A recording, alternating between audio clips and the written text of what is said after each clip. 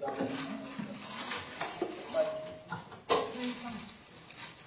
it?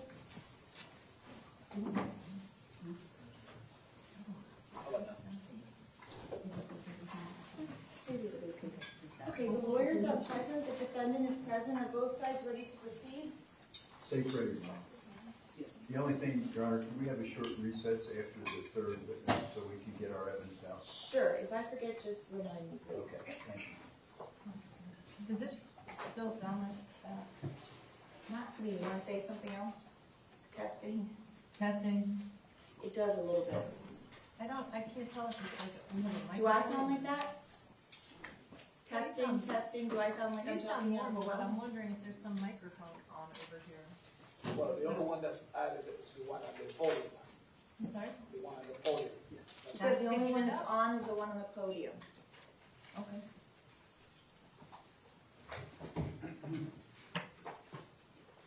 Let's bring in the jury, please. Thank you.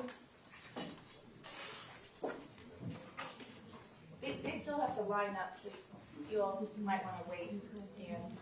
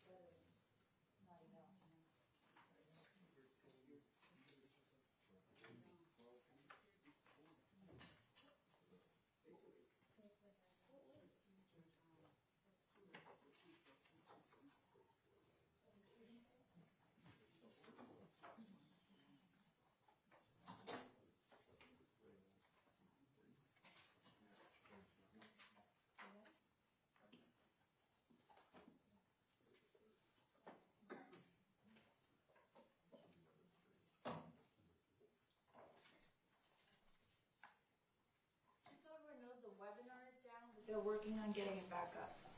In case you hear about it from anyone. You can't because they get it on court TV and channel. Right.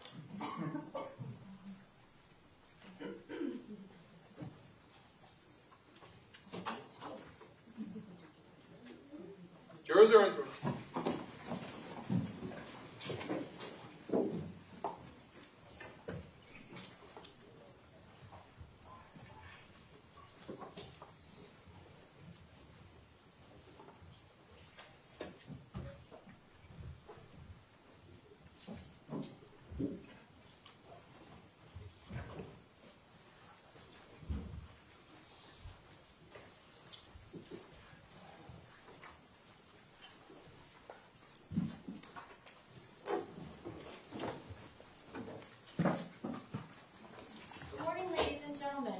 Everyone else may be seated. Members of the jury, welcome back. I hope everyone had a nice weekend.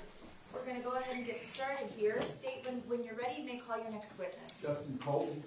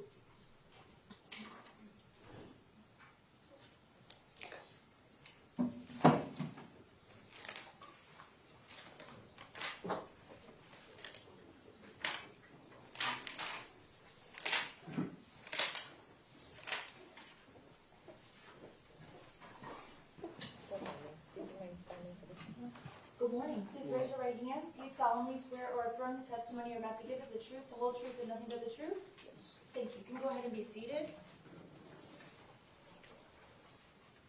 You would please lean into the microphone and please state your full name and spell your last name for the record. Justin Anthony Colton, Colton. Thank you. Mr. Colton, you don't have to lean that much. Mr. Colton, good He's morning. following directions. Morning. He's following directions. Hey, I just didn't want him to swallow that microphone. Mr. Colton, you go to school? Yes, I'm a full-time college student. Okay, and where do you go to school? Florida Gulf Coast University. Okay. Where did you go to high school? Marjory Stoneman Douglas, And when did you graduate? 2021. I'd like to call your attention to Wednesday, February the 14th, 2018. Do you remember that day? Yes, At that time, what year were you in at Marjory Stoneman Douglas? a freshman. Okay. I'd like to call your attention again to that date, fourth period. You remember where you were, Mr. Colton? Yes. Where were you? I was in room 1216 in Okay. English class. Pardon? I'm sorry. In English class. Okay, and you remember who your teacher was? Miss Haas. Okay, I want to show you, just put Stacy Exhibit Mark 3. And can you see that? Yes. Okay, and there'll something come up and you can just circle where you were.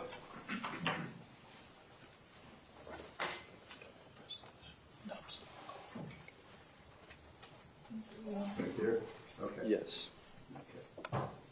So fourth period, tell us what happened.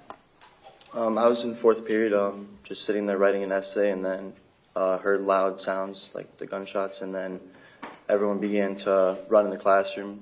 I had ran towards the back, towards the teacher's desk, and I was on the ground. I had my hand, and I was crawled against the ground. Okay, and then what happened? And then we sat there for about 20 minutes, or less than 20 minutes probably, and then the police had came into our classroom and escorted us out. Okay.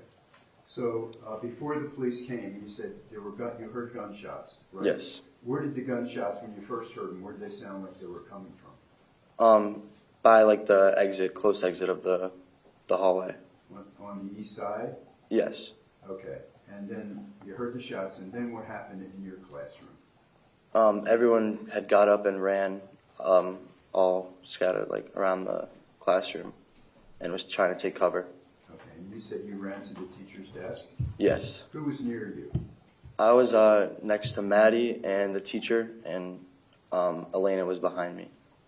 Okay. Elena Petty? Yes. Okay. Did you see where Alex Schechter was? Yes. Did you see anything happen with him? No, I just saw him sitting back in his desk. Okay. And how about Alyssa Alphabet? No, I didn't see her. Who else was close to you? How about Alex Storat was close to me when we were sitting in the classroom, and then everyone was kind of like against the wall, so they weren't really behind the desk. okay. And did you get shot? Yes. All right. When did you get shot, and where did you get shot? When I was sitting or running towards the back of the room in my right arm and my lower right back. Okay. So what happened as a result of your injuries? I have a couple fragments still in my lower back, and then I have a scar on my arm as well. Okay.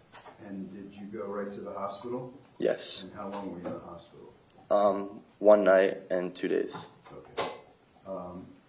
Did you see, you said you saw Alexander Durrett, he was near you? Yeah, he was sitting near me. Okay, how about William Olson? No, he wasn't by me. He was behind you? He was not by me. Okay. All right, and you said then the police came and took you out? Yes. Okay. And you have any after effects from your injuries?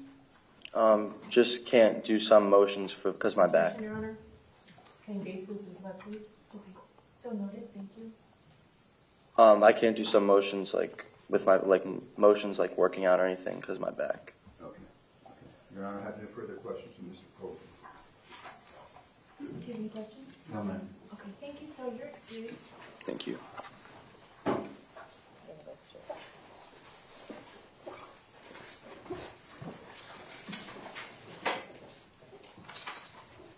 Miguel? Miguel Suarez, please.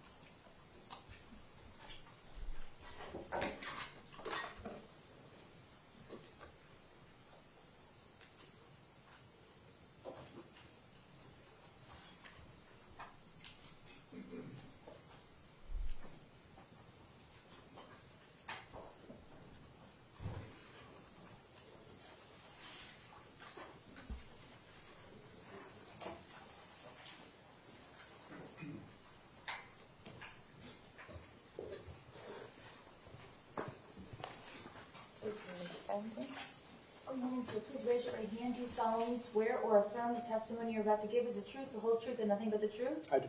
Thank you, sir. You can put your hand down and be seated. And when you're seated, please state your full name and spell your last name for the record. Yes.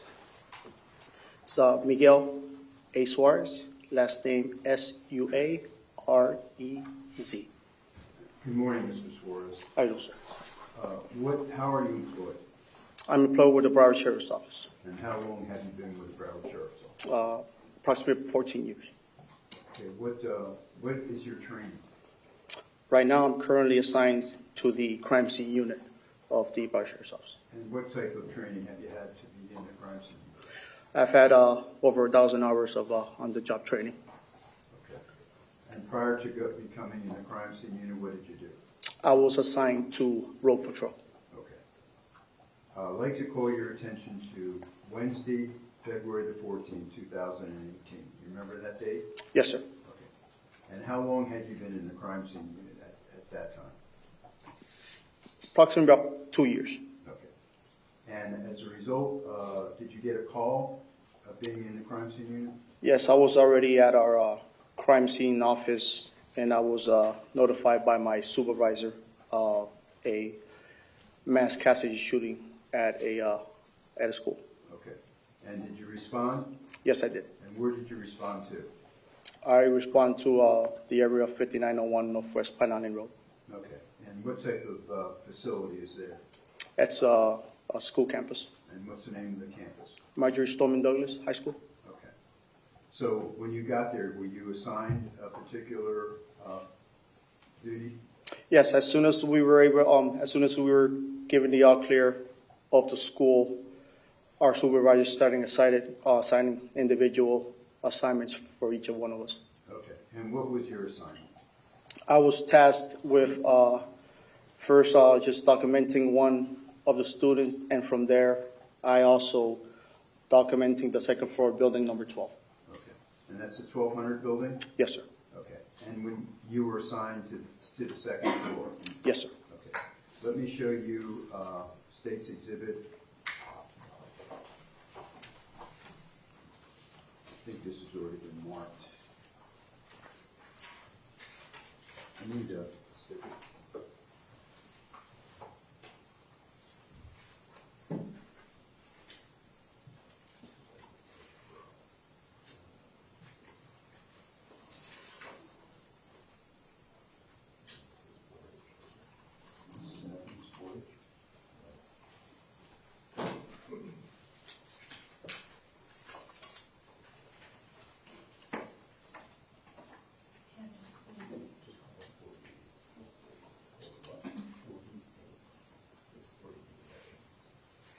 Okay.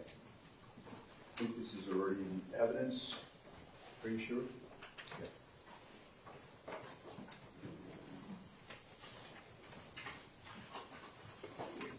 Sorry, I'm going to make sure I get the right one. Mr. Marcus, it came in through Mr. Power.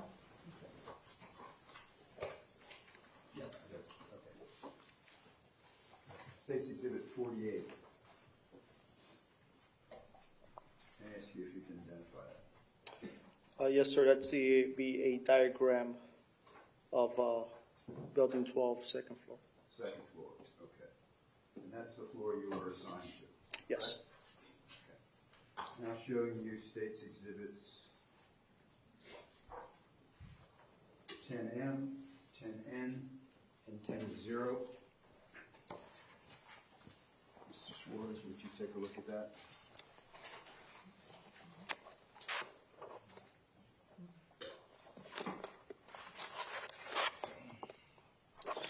Do you recognize that? Yes. What are those photographs depict? These photographs are the some of the cameras located on the ceiling, which correspondingly were placed on the west, the middle of the hallway, and also on the east end of the Okay. building. And these photographs truly and accurately depict where the cameras were on Wednesday, February the 14th, 2018? Yes, sir. Okay.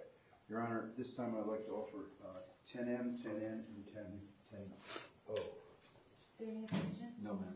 Okay, without objection, States Exhibit 10M as in Mary for identification will be received as 229. States 10N as in Nancy for identification will be received as 230. And 10O will be received as 231.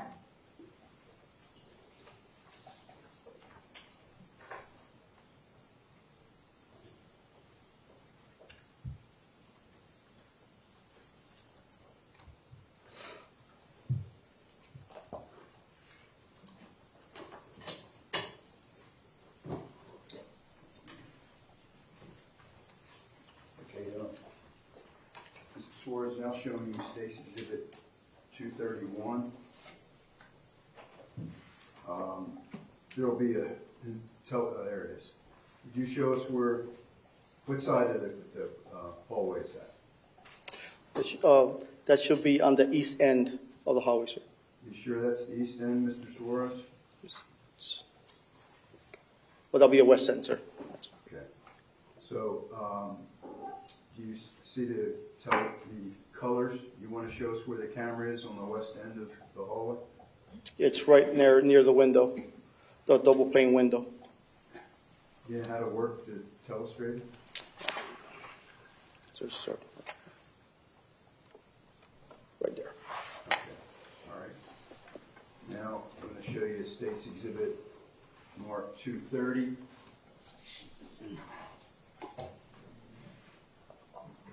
You recognize that? What's Yep. that? That's the camera oriented in the middle of the hallway. All right, you want to circle that? Yes. This is the second floor, right? Yes, sir. Now I'm going to show you State's Exhibit marked 229. Is that the east side? Yes, sir. And there's the camera. Okay, good. All right. So what's the first thing you did when you were on the second floor? As I got up into the second floor, I began my photography, which basically I picked a side, whether it be the east or west end side, and began taking my overalls and intermediates of the whole floor. Okay. And did you recover anything or observe anything? Yes. What did you observe? As I'm walking on the hallway, I observed several broken out windows and also what appear to be spent shell casings along some parts of the hallway. Okay. Let me show you now State's Exhibits marked 10R, 10W, 10B, and 10Q. And ask you if you can identify that.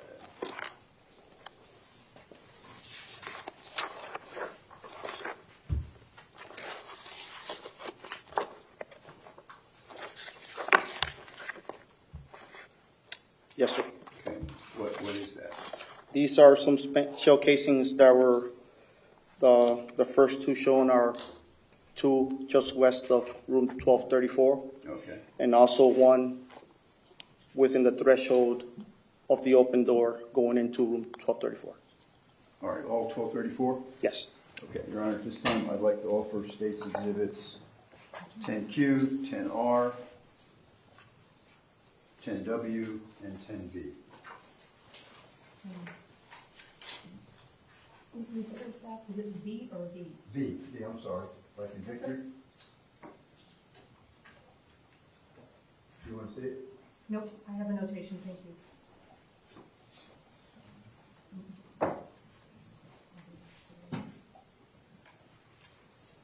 The only objection is to 401. Thank you. Okay, thank you. Over the defense objection, states Q will be received as 232. States R will be received as 233. States, I'm sorry, 10Q is 232. 10R is 233. 10V as in Victor will be received as 234. And 10W will be received as 235.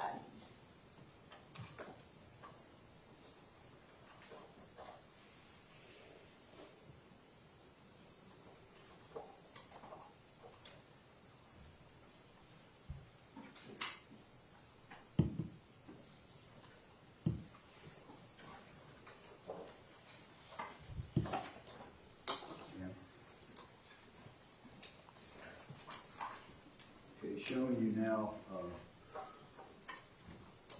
Mr. Suarez, State's Exhibit Mark 232. And you want to show us where 234 is? That's right. Oh, right there? Okay. 1234. I said 1234, I'm sorry. Didn't I? I'm sorry. 1234. Right? Yes. Okay. I think you said 234.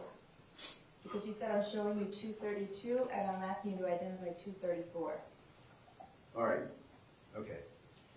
All right, let me show you, let me get this right. 232, and you're pointing out 1234, right? 1244? It is 1234 as your circle. Yep. Okay. All right. And you, 1234 is where? Hold on.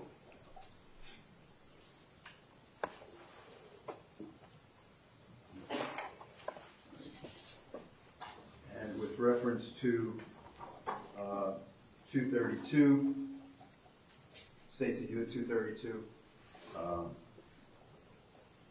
you said there were some casings. Yes, sir. All right, you want to show us where the casings were? Just west of the room here on the porch. I'm sorry, just what's... Just west of the 1234 door on the floor. Okay, which you just circled? Yes. Okay, showing you now 234, States Exhibit 234.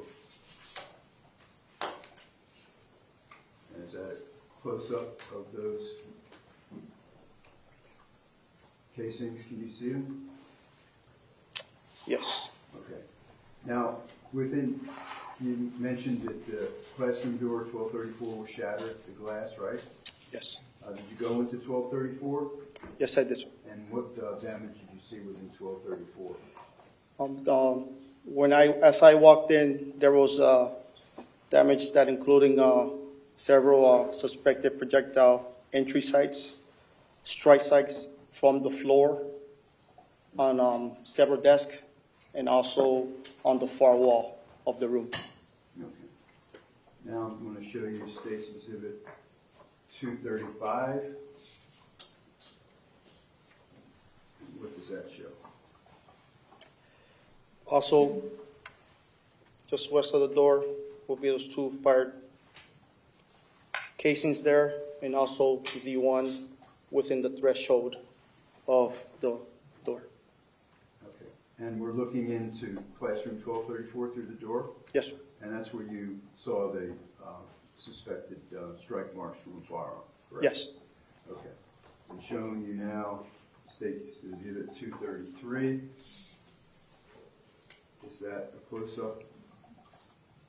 Yes, of the casing on the threshold of the door. Okay. And that's 1234, correct? Yes. Okay. Now I want to show you State's Exhibits marked 10X, 10U, and 10Y. And ask you if you can identify this. Officer Suarez.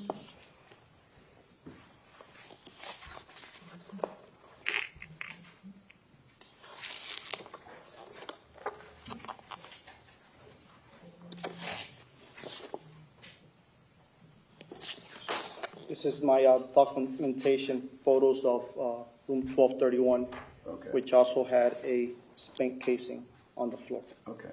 And do these photographs of classroom 1231 truly and accurately depict the scene as you saw it on Wednesday, February the 14th, 2018? Yes. Okay.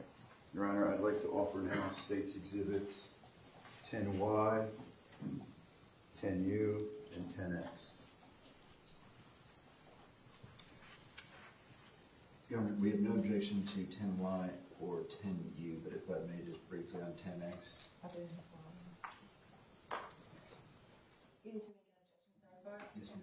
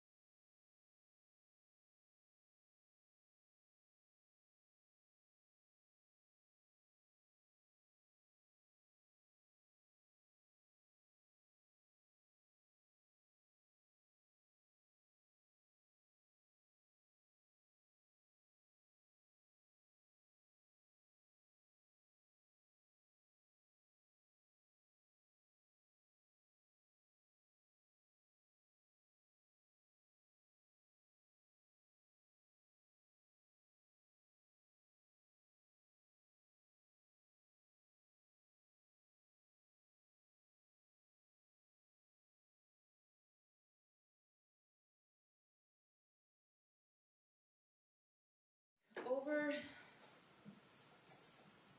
the defense objection states 10U will be received as 236, 10X will be received as 237, and 10Y will be received as 238. Thank you, Your Honor.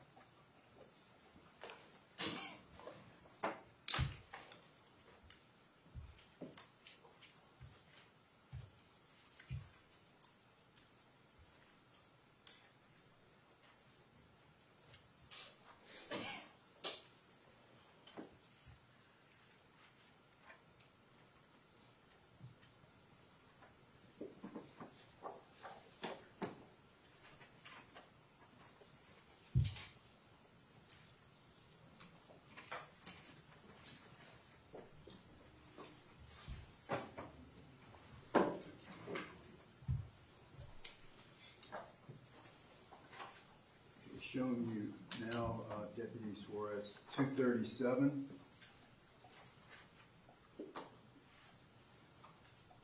What does that show? That's a overall photograph of the outside of room 1231. Okay. And 238, State's Exhibit 238.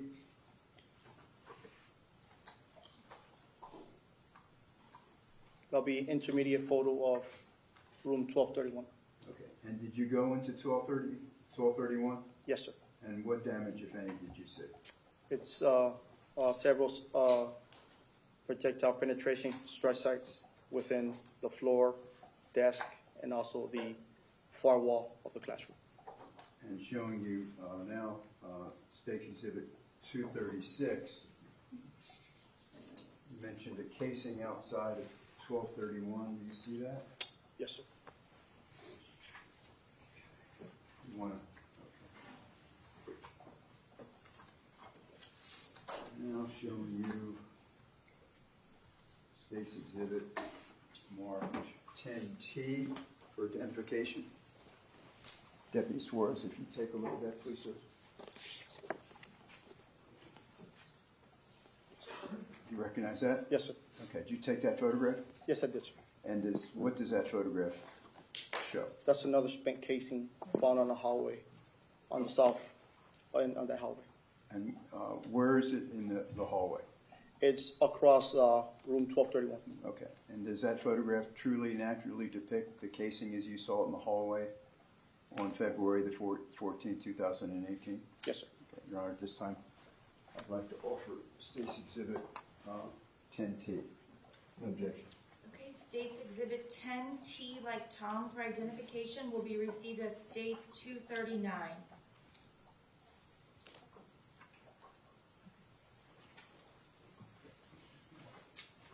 All right, showing you now State's Exhibit 239.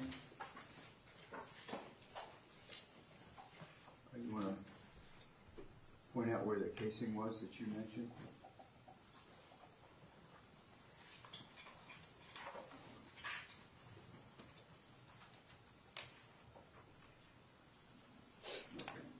So those, there were 6 casings. What did you do with those 6 casings?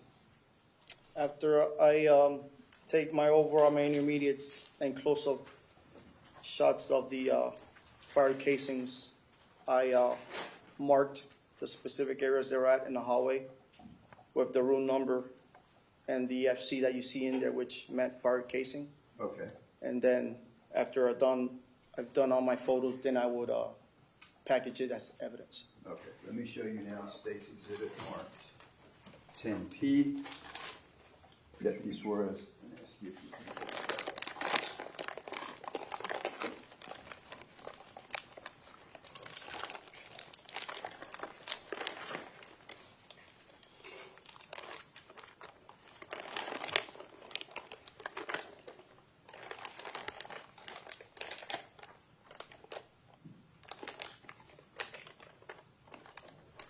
Yes, sir.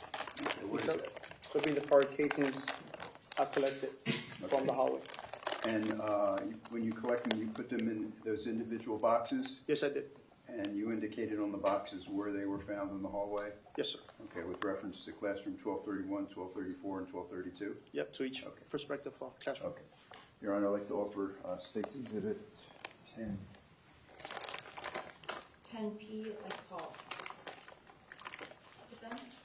No objection. Okay, 10, State's Exhibit 10P for identification will be received as 240.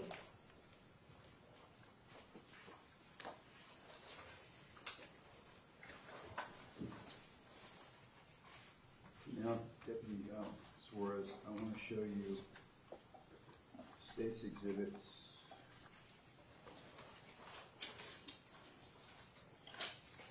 11B, 11A, and 10Z. Yes, see if you can identify this, sir. Excuse me.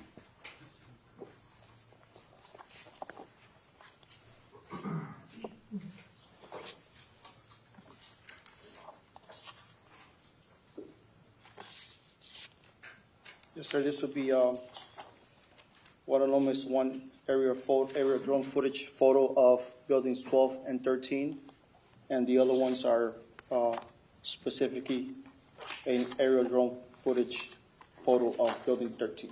Okay. Where is building 13 with reference to building 12, or 1200 to 1300? Building 13 will be just east of building 12. Okay. And why did you take those photographs? Those photographs were taken to show an overall of building 13 since we had several pieces of projectile fragments on that rooftop. Okay. Your Honor, at this time, I'd like to offer State's Exhibits 11B, 11A, and 10Z. Is there any objection? No, ma'am. States 10Z, like zebra, for identification will be received as 241. 11A, like alpha, will be received as 242. 11B, like bravo, will be received as 243. And when you took those photographs, right? Yes. Okay, and then you went over, did you do anything on the rooftop of Yes. the...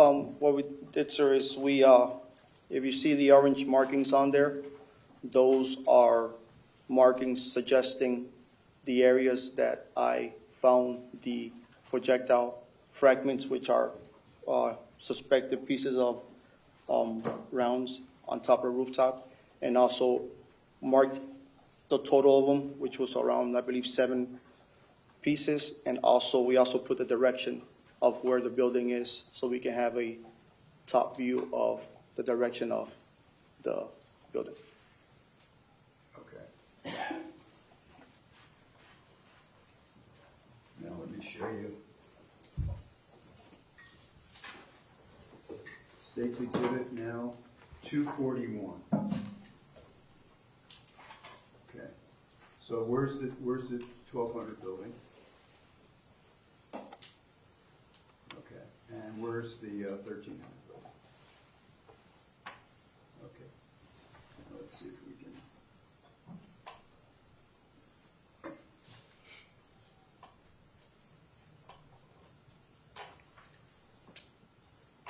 And I think that's as close as I can do it. Can you point out where you saw these fragments?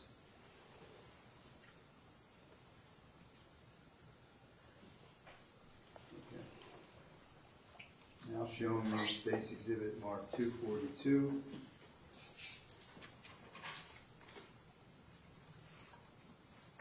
What's that show?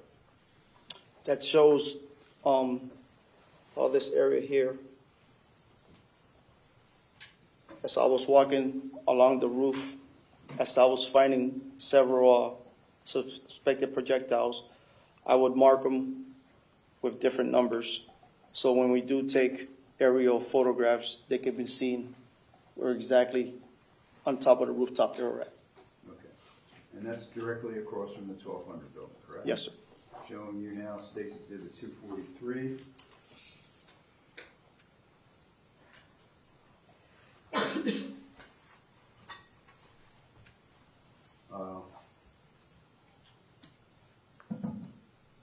Can you point out where the windows are in the 1200 building?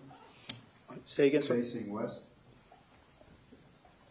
Well, there's an arrow there that's facing north. You want me to, what? No, the windows in the 1200 building that are facing west. Mm-hmm. Can you point that out for us? You said the window? All right, that's the second floor, right? Yes. And then You can't see the third floor from there, but You can't see what? the third floor barely, but those are Okay. circle was the second floor. But you can see kind of at the end there, like part of Right the here. window, right? Yep. Right there. And obviously below, the second floor is the first floor, correct? Yes, sir. Okay. And you can see, again, the where you marked the fragments Yes, sir. on the roof? Okay. Now I'm going to show you State's Exhibits 11J, 11I, 11H, 11G, 11F, 11E, and 11D. Ask you if you can identify those photographs.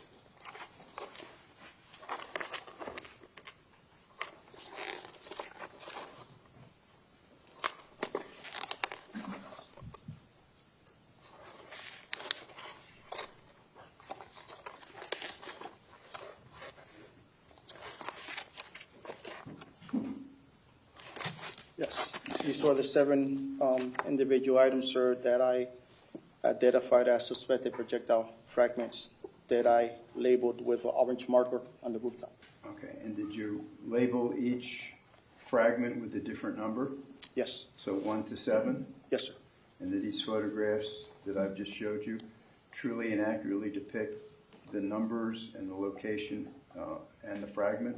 Yes, sir. Okay. Your Honor, I'd like to now offer these exhibits, 11J, 11I, 11H, 11G, 11F, 11E, and 11D. No objection. Okay. Without objection, State's Exhibit 11D, like Delta, will be received as 244, 11E, 245, 11F, 246, 11G, 247, 11H, 248, 11I, 249, and 11J, 250. Thank you, Your Honor. And how did you collect those fragments? Yes, I did, sir. And how did you collect them? I did the same thing. I collected them in separate boxes and labeled each one with a specific number and the location from where it was collected from.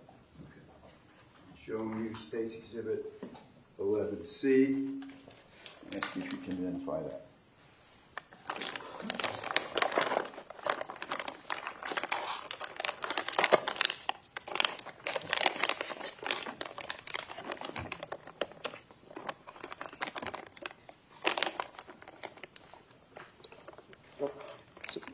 They're labeled here, rooftop 1 through 7, and each of the fragments, it's labeled with its corresponding box. And you put them in the boxes? Yes, I did. Okay. Your Honor, I now offer State's Exhibit 11C. Is there any objection? No, ma'am. State's Exhibit 11C, like Charlie, will be received as 251.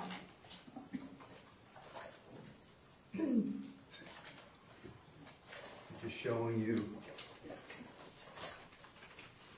now State's Exhibit 244.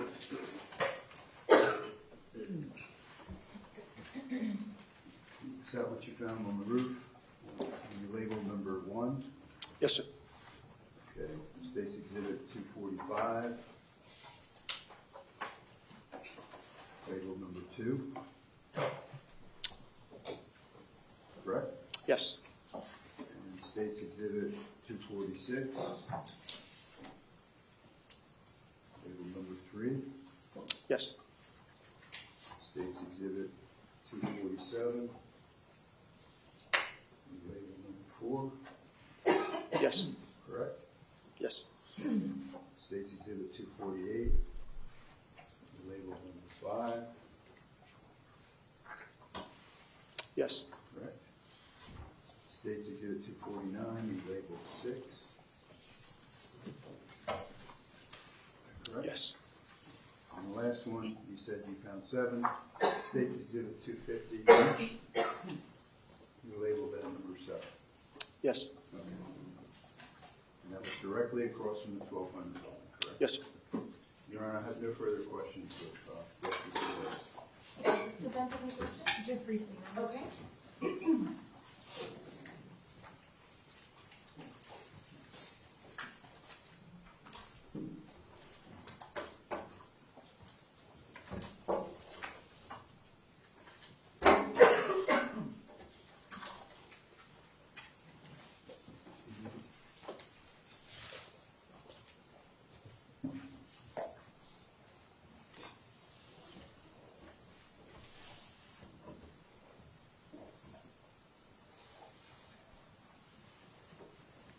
Good morning, Detective. Good morning. Just a few questions. When you arrived on scene at the Marjory Stoneman Douglas School and you were assigned to the 1200 building, you worked with some other crime scene detectives, correct? Yes, I did. Okay. And each crime scene detective took a lead on a floor, is that correct? Yes. And the first floor was Detective Christian, correct? Yes, I believe so. Yes. You were responsible for the second floor, Yes. and Detective Crespo was in charge of the third floor, correct? Yes. Okay. And obviously, as a detective in crime scene, you have extensive experience and training to prepare you for such a task as you had to perform on the 14th of February, correct? Yes. Okay. And you have protocol that you have to follow when processing a scene, isn't that correct? Yes. And one of the first things, if not the first thing that you're supposed to do, is to photograph the scene as close in time as to when the incident or the crime occurred, correct? Yes. And that's because when you have to process a crime scene, especially this crime scene, it being so large, sometimes things get moved or they have to be displaced in order to document it, correct? Yes. Okay. So it's true then that the photographs that you took of the second floor would be the photographs that most accurately depict the crime scene as close in time to the event, correct? Yes. Thank you. No questions, Your Honor. Okay, thank you, sir. You're excused. Yeah. Yes.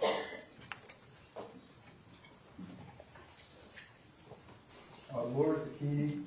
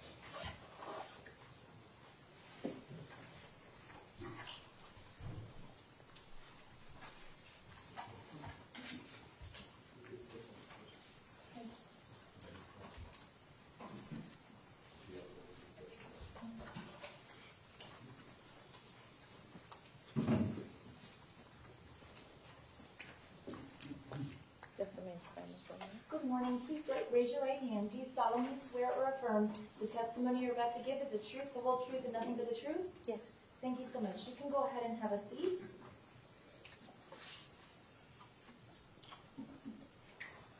Ma'am, if you would please speak into the microphone. Tell us your full name and spell your last name for the record, okay? Laura Zucchini, my last name. It's Zecchini. Good morning, Mrs. Zucchini. How are you? Good morning. Good. What do you do? Do you work? Yes and no. Give me the yes part. Oh, well, I do sometimes Uber. Uber? Yes, but I have investments here, Okay. so I live from my investments. Okay. So how long have you worked with Uber? Oh, about 4 years. Okay. And only Uber, or do you work for another company? No, only Uber. Just Uber? Yes. Okay. Ms. Zucchini, I'd like to call your attention to Wednesday, February the 14th, 2018. Do you remember that day? Yes. Okay. Did you have occasion to pick someone up and bring them to Marjory Stoneman Douglas High School? Yes. Okay. Your Honor, I'm going to offer a certified copy of Uber records. True defense has seen this. 11R. No objection? Other than 401, Your Honor. Okay. State's Exhibit 11R, like Richard, will be received as 252.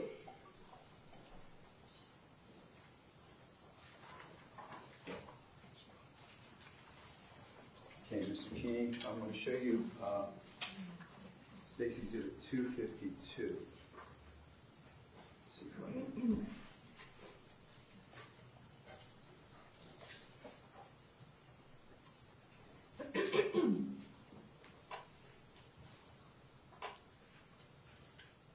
It's hard to read it. Oh, there we go. All right, do you recognize that? Can you see that? Yes. Okay, and it shows the name Nicholas Cruz, right? See Right. at the top. Thanks for choosing Uber, Nicholas Cruz. See that? No? At the top. Okay. See it? Yes. Okay, so what is this? It's the address. Well, he requests me, Okay, and the address that Uber showed me okay, to take him to that address. I don't know that it was school. okay. And it shows the time you picked him up. Is that right? Yes, I think so. It was right. I have my phone in my bag, so. But I think it's all right. Okay. You mean, tell me when you say you kept your phone. What's the significance of your phone? Did you say your glasses? You need your glasses? No. Oh, okay. I'm sorry. Your phone. My phone is in my bag. Right, I know. Why do you mention your phone? Because it's the colors are different. Okay, so on your phone you have this? Yes. Okay, that's what I think the judge was Okay. was getting at. So tell us how it works. They request me, and I go to the address to pick the person, the passenger, the rider. Okay, so how do they request you? How do you know where to It go? comes out. It pops out It pops out where? in the phone, in the app, Okay, in your phone. in my phone. Okay, so how does it pop out? What does it show? You are online with the Uber, and Right. it comes out. It comes out, to pick up the. It pops out the address where you have to pick up the rider, the passenger. Okay, so when it pops out, it gives you an address? Yes. So how do you know? How do you get to the address? It's like on Google Map. It shows where you have to pick it up. Okay, so you went to 7200 Loxahatchee Road? Yes. Okay, and at 2:06 you got the call, right? you Yes, picked up? the request, All yeah. right. Do you remember picking someone up at 72 Loxahatchee Road? Just Nicholas Cruz? Yeah? Yes, Okay. well, Nicholas, because it shows only, no, it shows the name. Right. I am not sure, I don't remember. Okay. So tell us what happened. You go pick him up. What happened? I picked him up and he comes in the car and What he kind of told car? me he was going to his music class and that's all. Okay. He said he was going to music class. Did he have anything with him? Yes, he have a big, well, right now I know it's a backpack, but for me in that time it was a case, Okay. a guitar case, Okay. All right. So what kind of vehicle did you have? a RAV4. A RAV4? Yes, Toyota. Okay. It's a 4-door vehicle? Yes, Where I did saw. where did he get in? Where did he get in the car? And the Loxahatchee, oh, in the back. In the back? Yes. Okay. So what happened once he got into the back of your vehicle? Yes, he come in and well, that's when he told me that he was going to the music class. Okay. And he get in. Okay. And this says that the ride lasted 12 minutes and 56 seconds. Yes. Okay. How did you know where to go? It's the map from Uber show me the way to go to the school. Well, to go to the address that comes out. Okay. Let me show you State's Exhibit marked 15C, which appears to be kind of a bigger. Do you recognize? Yes. Yes. Is that what's on your phone? Yes, it's the same. It's the same as on your Yes. phone. And Yes. even though it happened back in February of 2018, you still have it on your phone? Yes. Okay, and this is what it shows on your phone? Yes. Okay. Your Honor, I'd like to offer State's Exhibit 15C. Is there any objection? No, ma'am. We haven't seen it, Judge. Oh, no, I'm sorry. That's okay.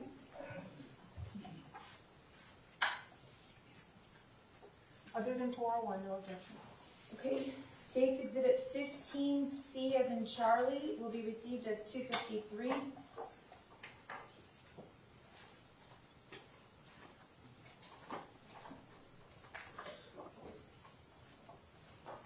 Okay, Ms. Zucchini, I want to show you now State's Exhibit 253.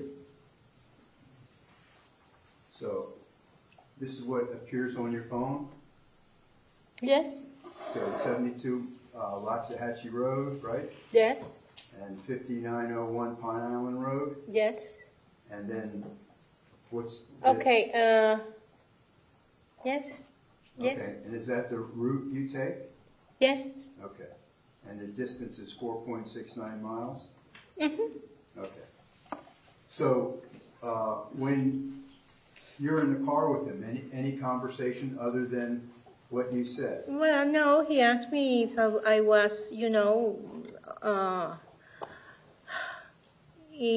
I was from the neighborhood, so from the area. Right. I know I told him no, that I pick up some passengers and drop them in the area, that's all. Okay. And did you observe what he was doing, if anything, while he was in the back seat of your RAV4? Well, he was on the phone, Okay. that's all. Okay. So let me show you now State's Exhibit 1. Do you remember reaching that intersection of Homburg and Pine Island? Yes. Okay, what happened when you reached that intersection? When we arrived to the light, the app from Uber was showing me that to go straight. Okay. And in the light, he told me to turn to left on Pine Island Road. Okay. Could you draw where you went left? On this, you pick a color and it can show you, you can, Pick a color? yeah. And This gentleman can show you if you need help. How do I do that? Oh, okay. oh. Okay, is On that, this one? Yes. It's there. so that's where you went? Yes. Okay. All right. And you were going to go straight, he told you to turn left? Yes. Okay, I have no further questions, Your Honor, of Ms. Zucchini. Okay, defense, any questions? Briefly, Judge. Okay. You want any of this, Ms. Curtis? Oh, it's there. Thank you.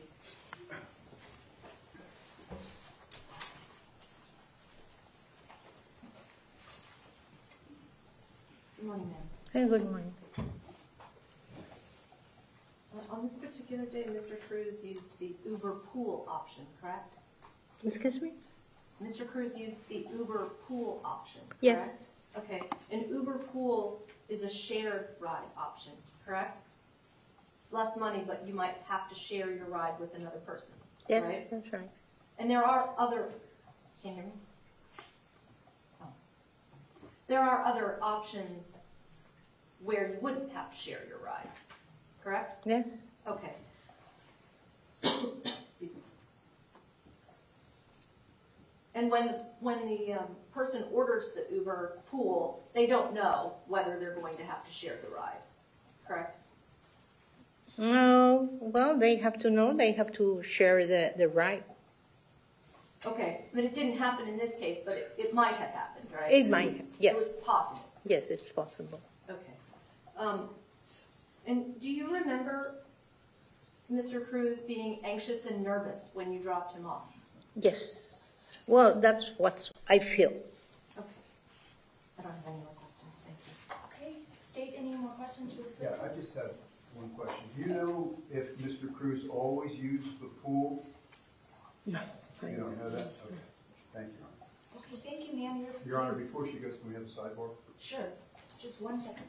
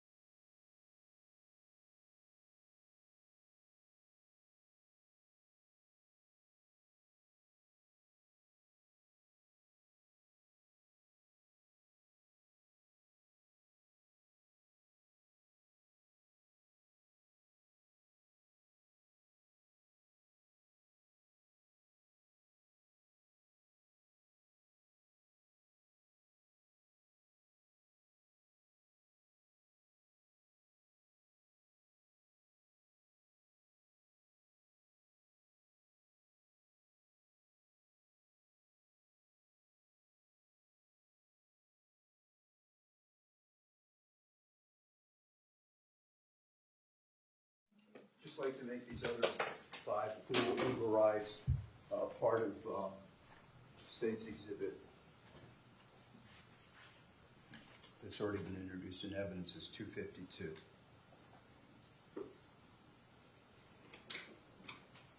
I can make it a separate. I think you need to make it a separate Okay, exhibit. all right. 252 is already in evidence. Okay.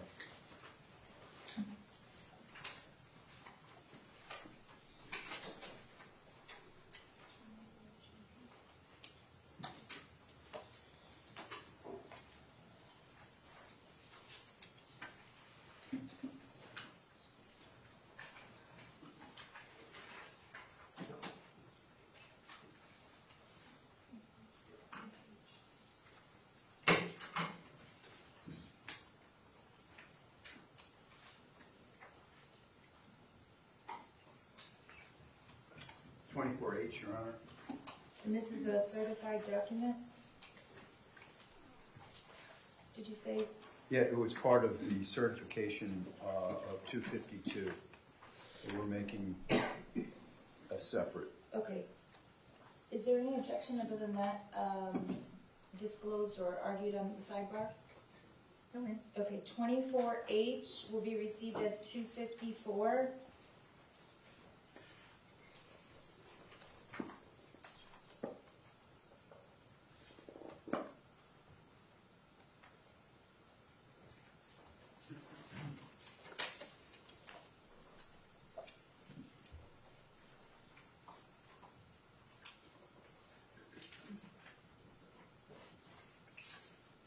Thank you, Ms. Zucchini. Okay, thank you, ma'am. You're excused. Ladies and gentlemen, the jury, we're going to take a recess for about 15 minutes. It's 10:46. We're going to be in recess until approximately 11 o'clock. Please leave your notepads on your seats. Please do not discuss the case or begin deliberating. And we'll be back with you in about 15 minutes. Thank you.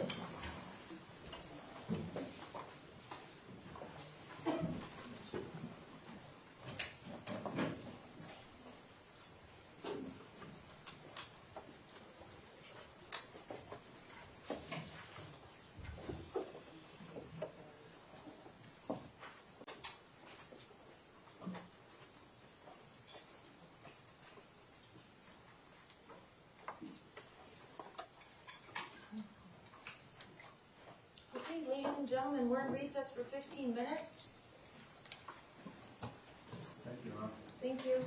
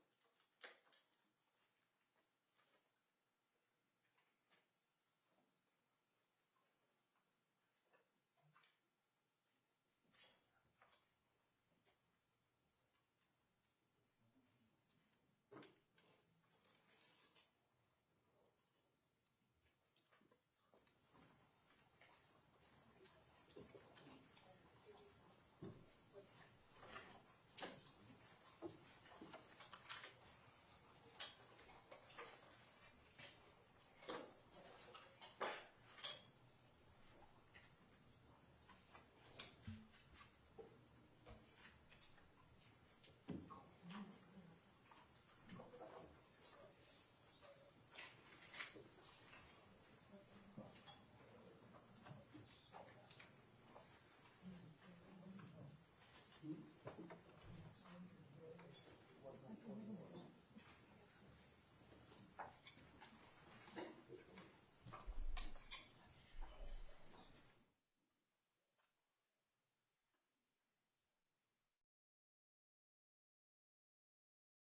they have stickers. Need a number. 24. Yeah, no, here. Come to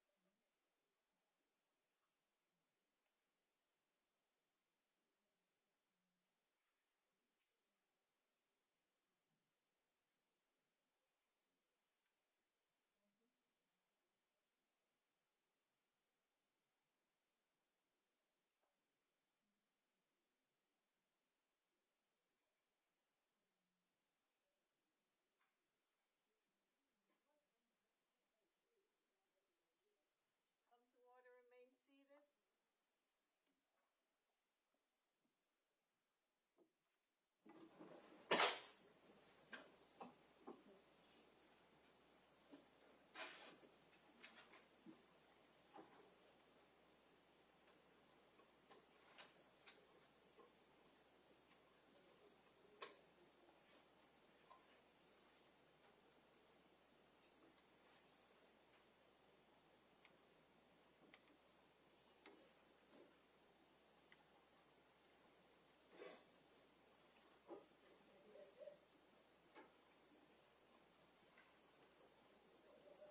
Jurors are entering.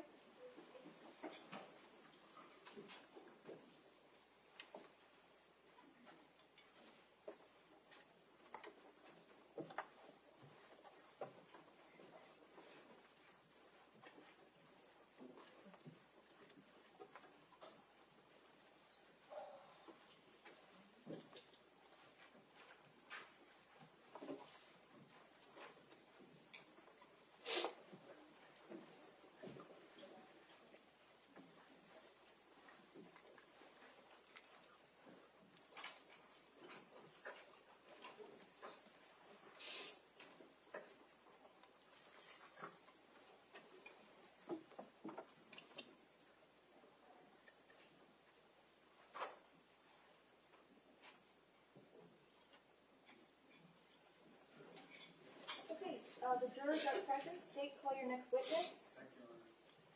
Gloria Crespo.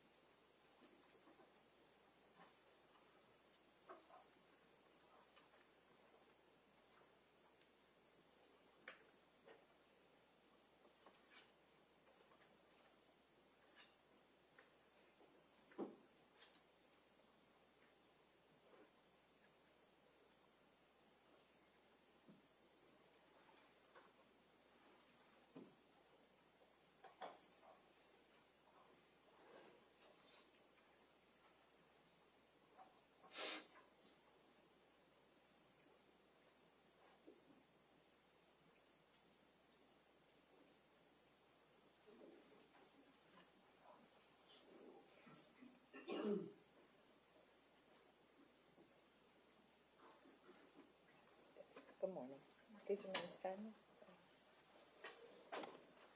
raise your right hand. Do you solemnly swear or affirm the testimony you're about to give is the truth, the whole truth, and nothing but the truth? I do. Thank you. You can put your hand down and be seated. And if you would please speak into the microphone, state your full name, and spell your last name for the record. Gloria Crespo, Crespo. And what's your occupation? I'm a sergeant for Broward Sheriff's Office. And how long have you been a sergeant? A sergeant, a year. Okay. And prior to becoming a sergeant, what did you do? I was a crime scene detective. Okay. How long were you a crime scene detective? Approximately 6 years. I'm 6 years, sorry. Approximately 6 years as detective. How long have you been in law enforcement? 22 years. And when did you start? 1999. Okay. What training have you had to be a crime scene investigator? I've done several classes in crime scene, and also we have an extensive training where it's a one-on-one training with another field training officer of the discipline, and we many hours and months with that training. Okay. How many crime scenes have you been to in your career as a crime scene investigator? Oh, it's in the hundreds, I'd say. Okay. I'd like to call your attention to Wednesday, February the 14th, 2018. Were you on duty on that day? Yes, sir. Okay. And you called upon to respond to a certain location. Yes, sir. And where did you respond to? Responded to 5901 Pine Island Road, Marjory, Stoneman, Douglas. Okay. Marjory Stoneman Douglas High School? Yes, sir. Okay. And did you go to any particular building? Yes, sir. And what building did you go to? I went to the third-story building on campus, the only one on campus, and it's the 12 building, also known as the 1200 building. Okay. And that's on the northeast side of the Marjory Stoneman Douglas campus? Yes, sir. Okay. Were you given a particular assignment on Yes. that day? Yes, I was. And Sergeant, what was your assignment? My assignment was to document the third floor and also the stairwells. Okay. So let me show you now state's exhibits marked 11Q, 11-0, 11L, right, this is 11O, 11N, and ask you, Sergeant, if you can identify these photographs. Yes, sir.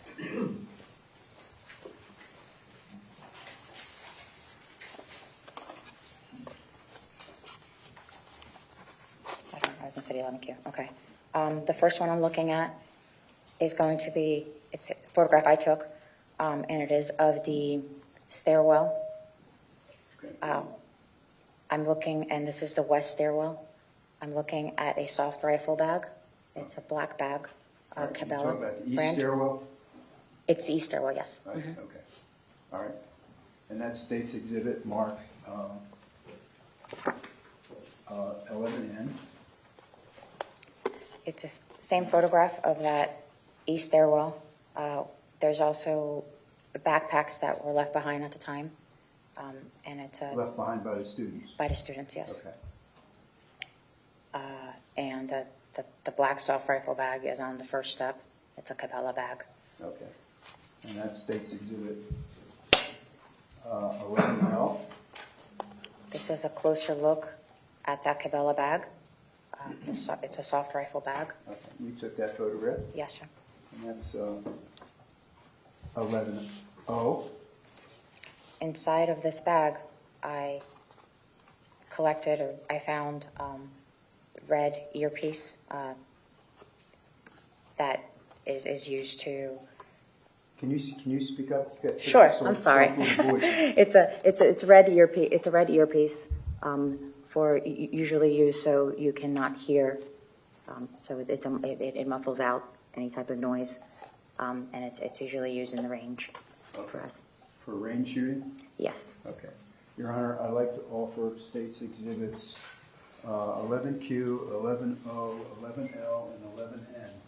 Mr. Sal, could you come with those for a moment, please? Because I think I have something this one. Sure, take a look.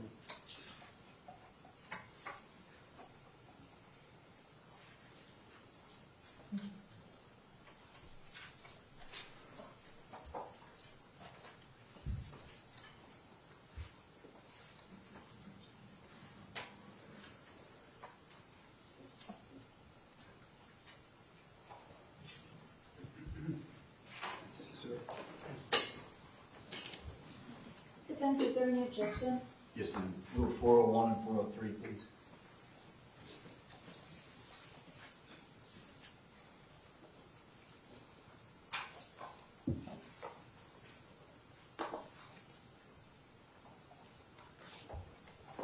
Okay, over the defense objection states 11L will be received as 255. 11N as in Nancy, 256.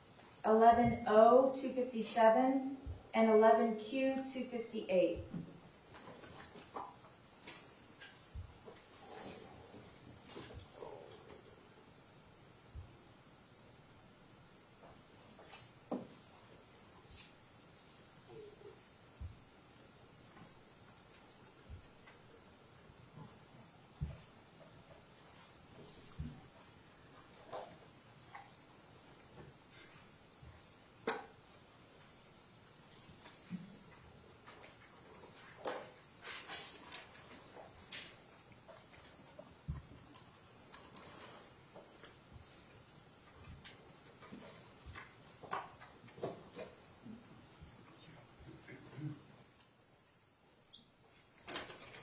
Okay, Detective Crespo, I'm going to show you State's Exhibit Mark 255.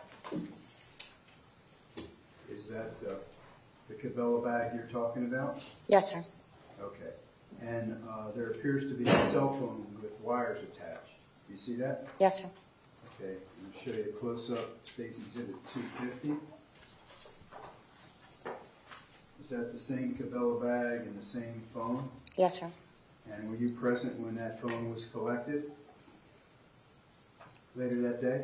From detective, yes. Okay.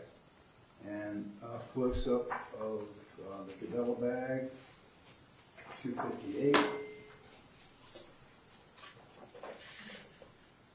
And is that the hearing? The hearing protection, yes, sir. Right? Yes. Okay. Now let me show you State's Exhibit marked 11P.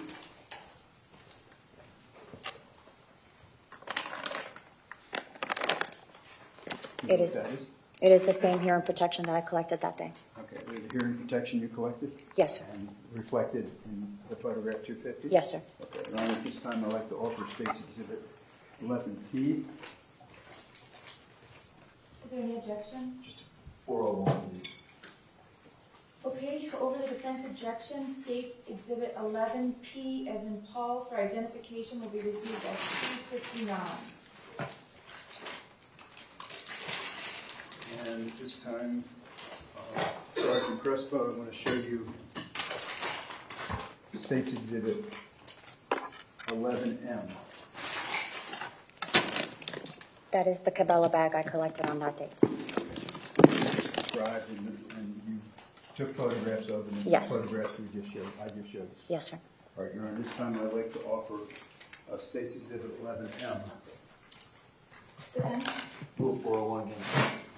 Okay, over the defense objection, State's Exhibit 11M as in Mary will be received as 260.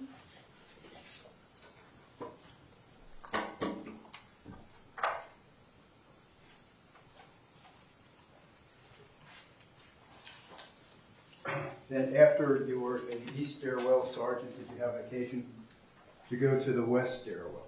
Yes, sir. I want to show you State's Exhibits marked 11S, 11T, 11U, 11W, and 11X. And I ask you, Sergeant, if you can take a look at these photographs and see if you recognize what those are, please. Yes. It's the first floor landing of that stairwell. The west stairwell? Yes, the west stairwell. The same, that west stairwell, first floor landing. Again, it's the same west stairwell. over by the emergency exit by the stairwell. And then it's a photograph of a fired cartridge, Commonly called a casing. commonly called a casing, yes. And another photograph of a fired casing. Your Honor, and you took these photographs? I did. And do they truly accurately depict the casings in the doorway and the west stairwell as you saw on February the 14th, 2018? Yes, sir. Your Honor, at this time I'd like to offer 11X, 11W, 11U, 11T, and 11S. Is there any objection? No, ma'am. Okay. Without objection, 11S, like Sam, will be received as 261. 11T, like Tom, will be received as 262. 11U will be received as 263. 11W, 264, and 11X, like X-ray, 265. Thank you, Your Honor. I want to show you now State's Exhibit marked 11V, like in victory. Yes. See if you can identify that. These are the two fired casings that I collected from that I'm sorry, stairwell. ma'am. These are the two fired casings that I collected from that stairwell. From the west stairwell? Yes, west stairwell, which is also known as 1200A. Okay. And the west stairwell is 1200B? The east stairwell. Yeah. Yes. Mm-hmm. All right, this time I'd like to offer State's Exhibit 11B. Is there any objection? No, ma'am. State's Exhibit 11V, like Victor, without objection, will be received as State's 266.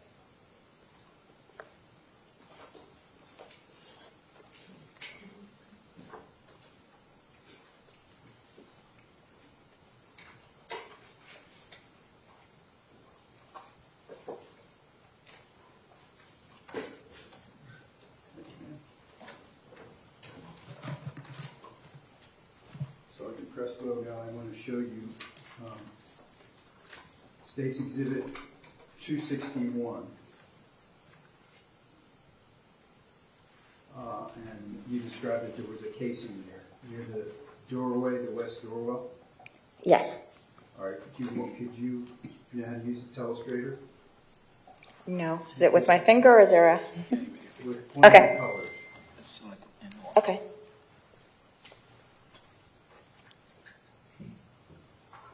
Okay, that's one casing. Okay. And this door, to my right of that, leads out to the outside, correct? Yes, it does. It's from the stairwell to the outside. Okay. And now I want to show you State's Exhibit marked 265.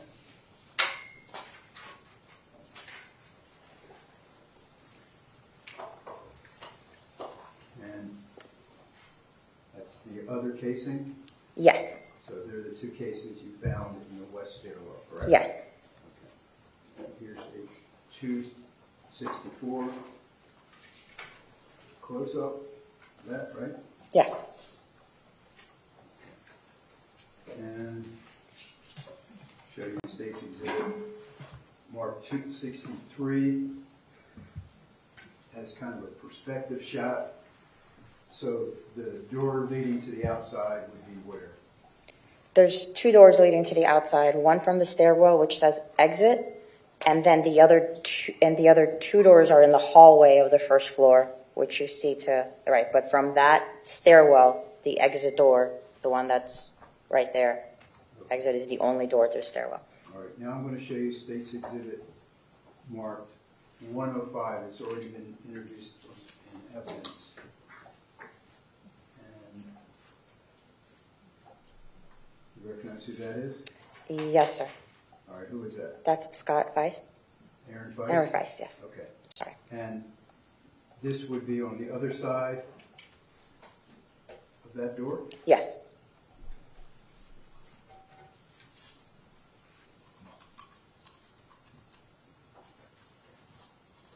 And State's Exhibit 104, Aaron Weiss, correct? Yes, that's Coach Weiss. Let me show you now.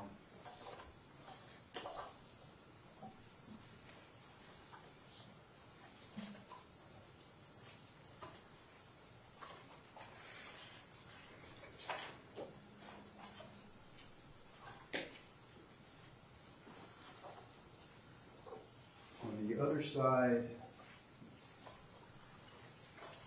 of this doorway, in State's Exhibit 105, I want to show you State's Exhibit marked 24I. Do you recognize that? Yes, Do you know who that is? yes. Who is that? That's victim Madam Pollock. Are you sure that's not Jamie Guttenberg outside the door? This is on the first floor. This is the first floor. Right. You don't recognize who that is? I don't right now, no. Oh, okay. All right. Can't recognize that. Okay.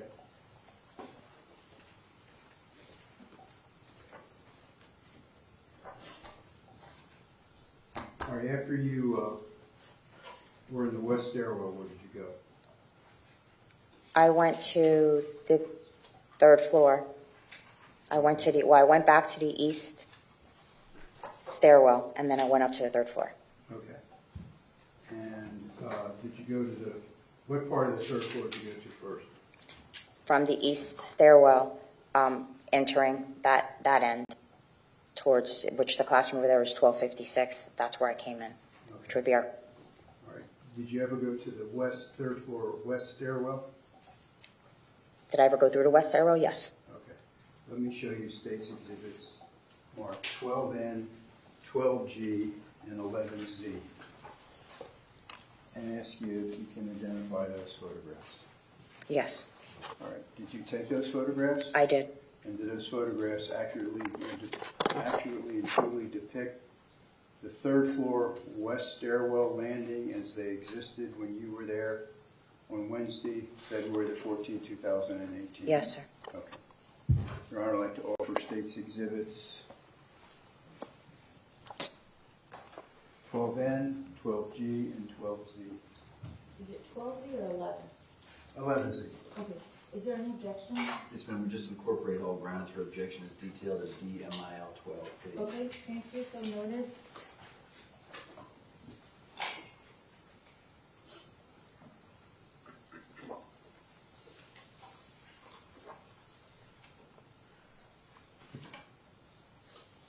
Great. State's Exhibit 11Z, like zebra, will be received as 267. States 12G, as in George, will be received as 268. And states 12N, like Nancy, will be received as 269.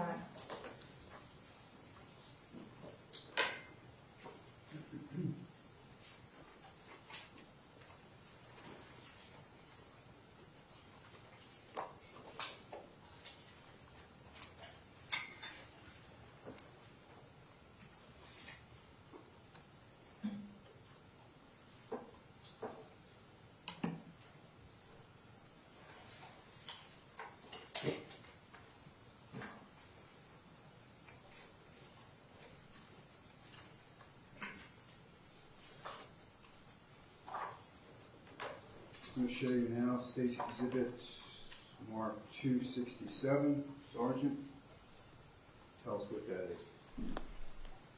That is a black vest. It's an Empire vest. Do you want to circle the vest, please? It's used to carry magazines. You got to get closer. It's an Empire black vest used to carry magazines, which a magazine is what you would put bullets into.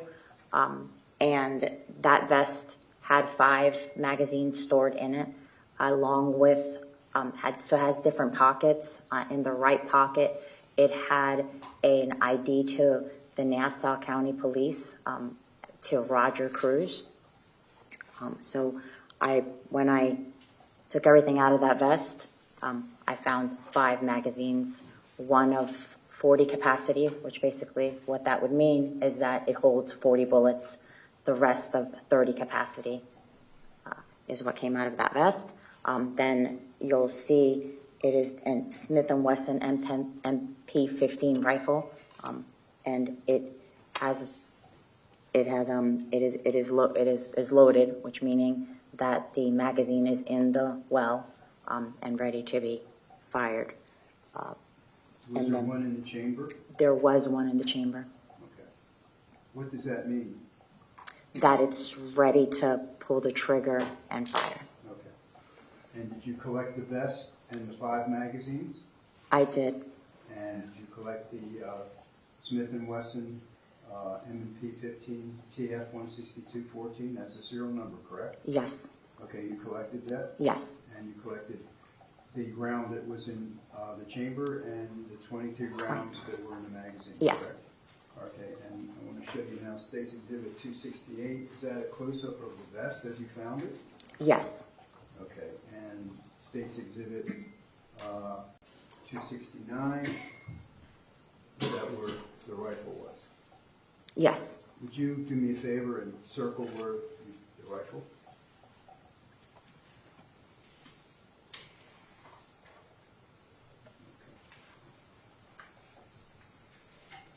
Now I want to show you.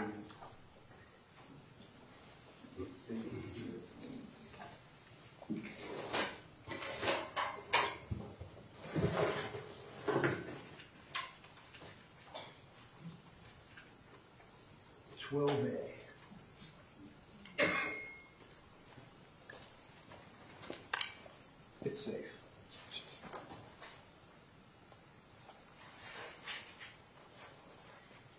TF 16214. Okay. Is that the rifle that you collected on the 3rd floor stairwell? Yes, sir. Okay. Your Honor, at this time, I'd like to offer 12A.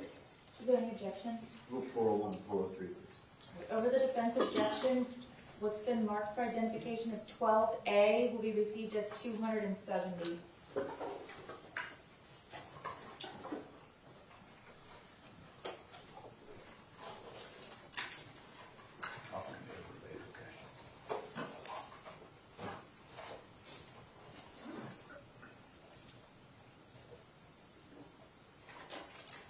Showing you now State's Exhibit 12C and State's Exhibit 12E. Recognize that. Yes. The live round that was found in the that chamber? stairwell. This is, yes, my chamber round. That's why it's separated. And then this is the 23 rounds that came out of the magazine. They're separated because they're separated by head stamp. So basically a head stamp is the brand of the ammunition. So if we look at it as, like, say, pocketbooks, you have Gucci as a G, Fendi as an F, Louis Vuitton as an LV. Well, all the companies, manufacturers for ammunition, will have their head stamp and their lettering on it. That's how we can tell different ammunition. So I separated it by the different Okay, companies. what are the ammunition? The ammunition on this one is going to be 20 marked LC and 3 PMCs. Okay. Which are down here. Okay. Your Honor, at this time, I'd like to offer State's Exhibit 12E and 12C. Is there any objection? Just Rule 401, please.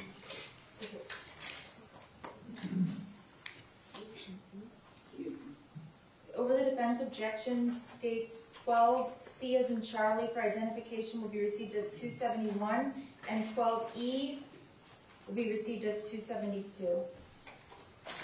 Okay, so I think at this point, I'm going to show you, and offer you to look at State's Exhibit 12F. Okay? Yes. This is the vest that I collected from that stairwell. As you can tell, there was an Empire. It's an Empire brand vest. And this here is where the pouches where you would put the magazines that I had found. And then up here on the right side, as I stated, was where the Nassau County Police. Okay. And let me show you State's Exhibit 1.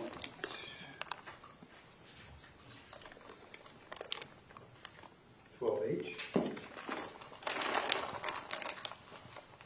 Right. So it was in this pocket here. Okay.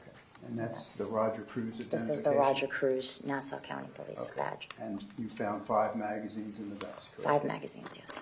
And at this time, I'd like to offer State's Exhibit 12H and State's Exhibit 12F.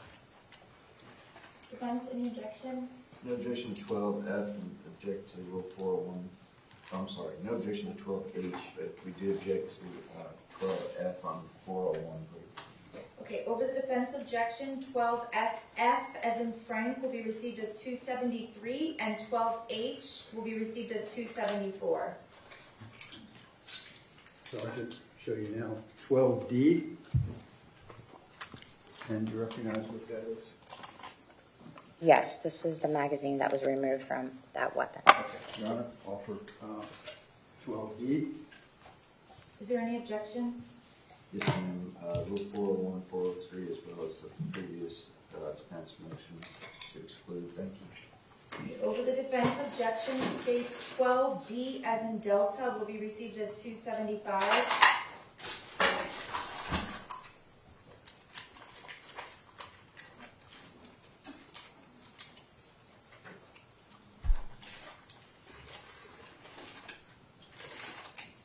Sergeant, I'm going to show you State's Exhibit marked 12I.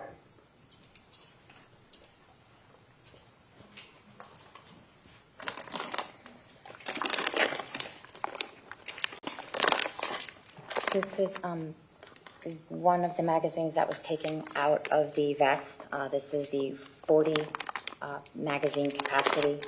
So it's a 40 Can you get capacity. closer?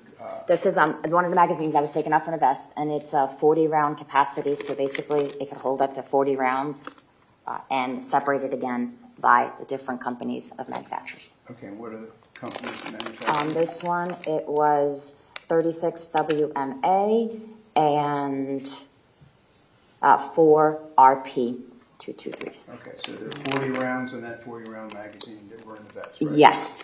Okay, Your Honor, at this time, I'd like to offer State's Exhibit 12I. Rule 401, please. Okay, over the defense objection, states 12I will be received as 276.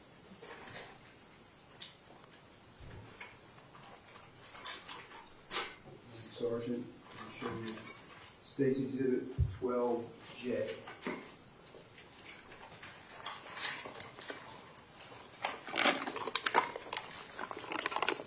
This was also removed from the vest. This is a 30 capacity. Sergeant, could you just please speak up? This is a 30 capacity. It was also removed from the vest. I apologize. It's 1 RP and 1 FC, and then you have 7 PMCs here, and then 21 LC, Okay, so 30 rounds? totaling 30 rounds. 30 rounds. Live rounds, right? Live rounds, yes. Your Honor, at this time, I'd like to offer State's Exhibit 12J. Is there any objection? Yes, ma'am. Rule 401, thank you. Okay, over the defense objection, states 12J will be received as states 277. I'll show you State Exhibit 12K.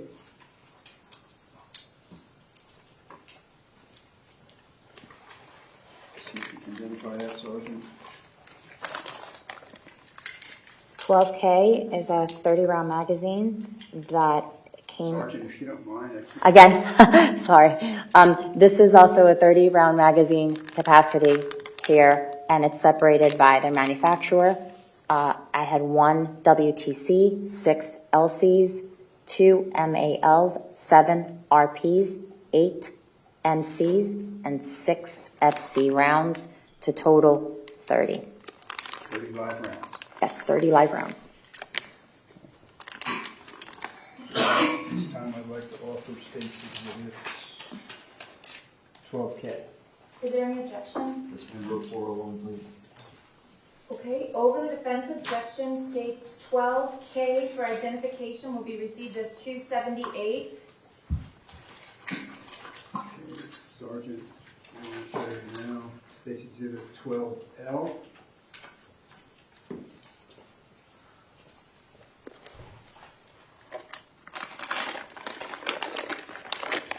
L is a PMAG, which is the brand of the magazine. They have brands as well. And that is a 30-round capacity separated by the ammunition brand of 5 RPs, 1 FC, 6 PMC, and 18 LCs to total 30 live rounds. All right. Now, at this time, I'd like to offer State's Exhibit 12L. Is there any objection? Yes, ma'am, Rule 401, thank you. Okay, State's Exhibit 12L for identification will be received over the defense objection as 279. And State's Exhibit for identification 12M. Sergeant, take a look at this, please. Yes.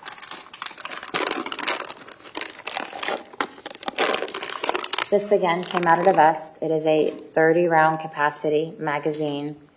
I had separated again by ammunition manufacturer, 7 PMCs, 8 FCs, 14 LCs. This one totaled 29 live rounds. Okay. Thank you, Sergeant. And I'd like to offer now State's Exhibit 12M. Is there any objection? Yes, ma'am, Rule 401, please. Over the defense objection, States 12M as in Mary for identification will be received as States 280.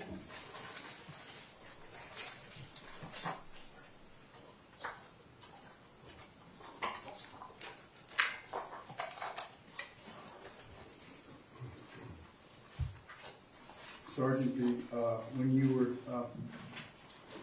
finished collecting those items on the third floor stairwell, did you go in to the main hallway? Yes. Okay. I want to show you State's Exhibit 12P and ask you if you can identify this. Yes. What is that? The hallway was separated from west to east by quadrants, approximately 20-foot quadrants. And we started on the west side, 3-1, 3-2, 3-3, 3-4, 3-5, 3-6, 3-7, 3-8, 3-9, ending in 3-10 to equal 10 quadrants, starting from the east at 3-1, ending on the west at 3-10. Why do you do that? In order for collection purposes, to be able to collect them by quadrant, just made sense in this type of a case. Okay. Your Honor, at this time, I'd like to offer State's Exhibit 12P. Is there any objection? No, ma'am. States 12P for identification without objection will be received as States 281.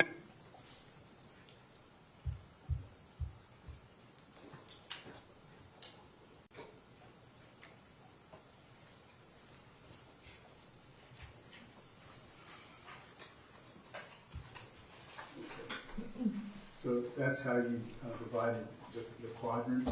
Yes, sir. Okay, and you started from west to east? Yes. So Q1, Q2, Q3, Q4, right?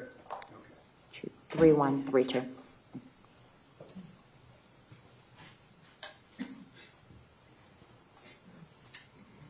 show you now.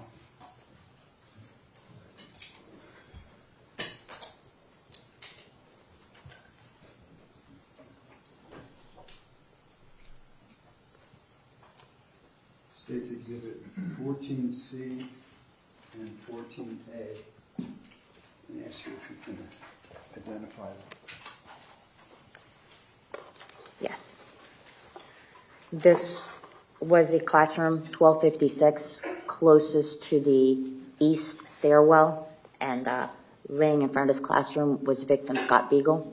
Scott Beagle? Okay. Yes. And did you take those photographs? I did. And is that those two photographs truly and accurately depict Scott Beagle as he appeared outside 1256 on February 14, 2018? Yes. Okay. Your Honor, at this time, I'd like to offer State's Exhibits 14C and 14A. Is there any objection? Yes, ma'am. All grounds for objection in DMIL 12, please.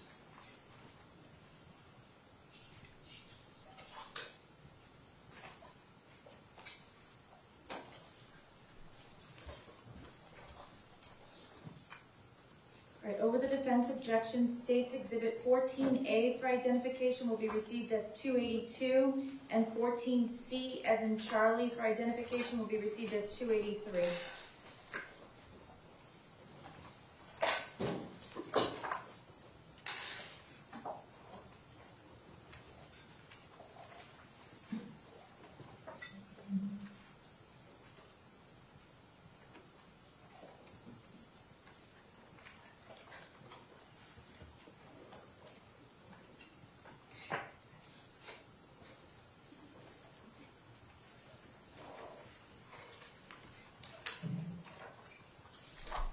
shown you, Sergeant. States Exhibit 283. And that's it. You described, is that where you photographed Scott Beagle? Yes, And is that outside classroom 1256? yes, And showing you now 282. Does that give you some kind of perspective where Scott Beagle was? This is looking in which direction? that is looking towards the west. And what's the classroom right next door to 1256? 1255. And lastly, I'm going to show you States Exhibit 5C.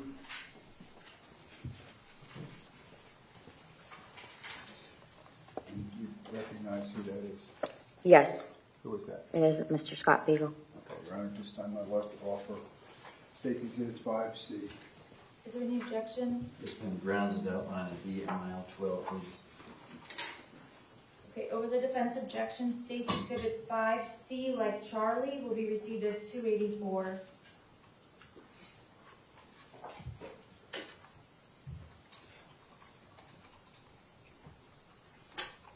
And this was the gentleman outside 1256, correct? Yes,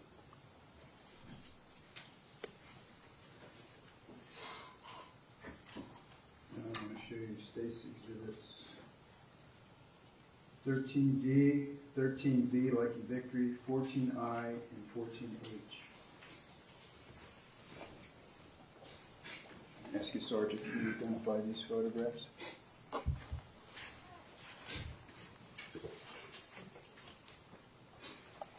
yes. This is outside of the men's bathroom, labeled as 1247. And then it is a hallway photograph as well of the victims between the bathrooms of, And did you take those photographs? yes, And did those photographs truly and accurately depict the men's restroom as you saw it on February the 14th, 2018? yes, Okay, Your Honor, at this time I'd like to offer these exhibits to wit. States Exhibit 14H, 14I, 13B, and 13-0, or O. Mr. Seth, may I just look at them briefly? Oh, absolutely. Thank you, sir.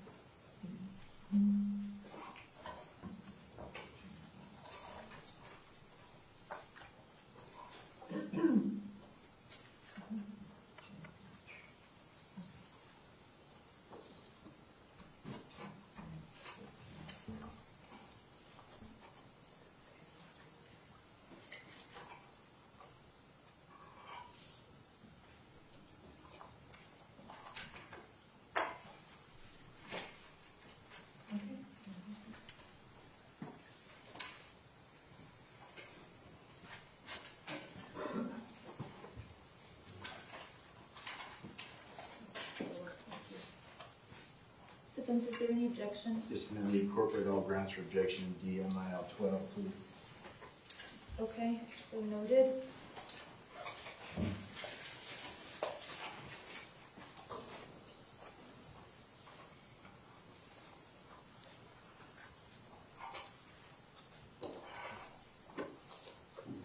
All right, over the defense objection, 13O will be received as 285.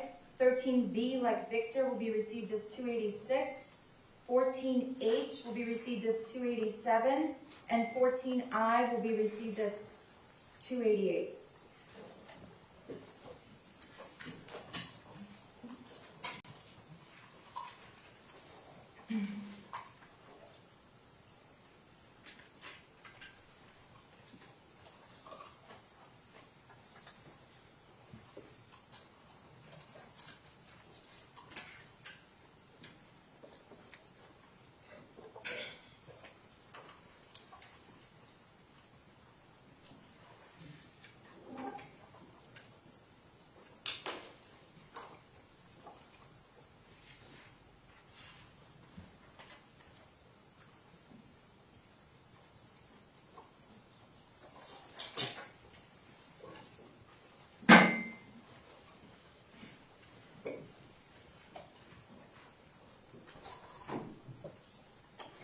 showing you now State's Exhibit 286.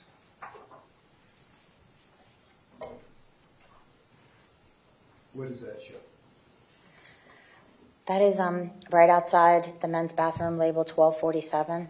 Okay, do you want to just put an X where the men's bathroom is there, please?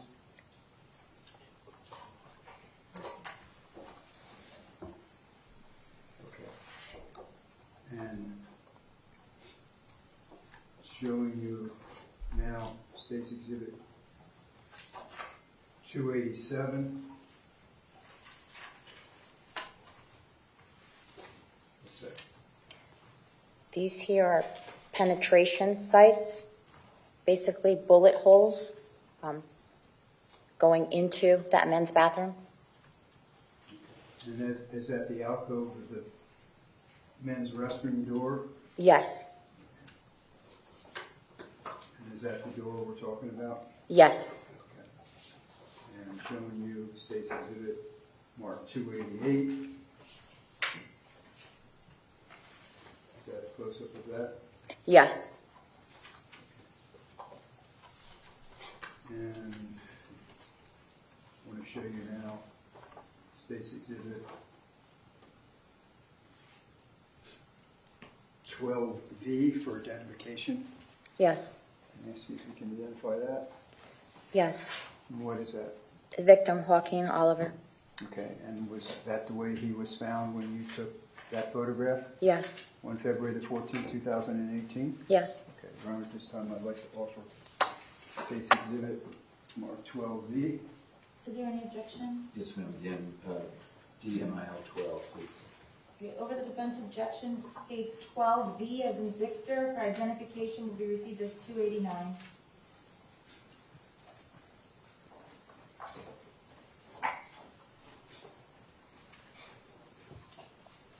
And 289,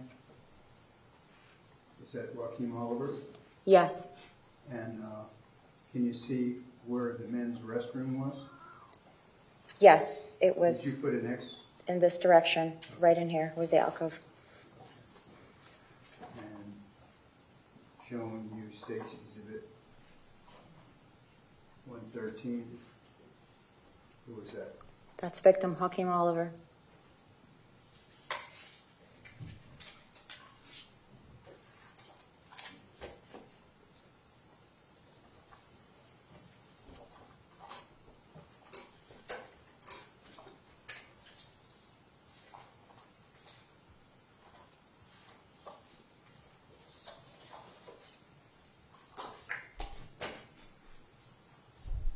I'm going to show you now State's Exhibits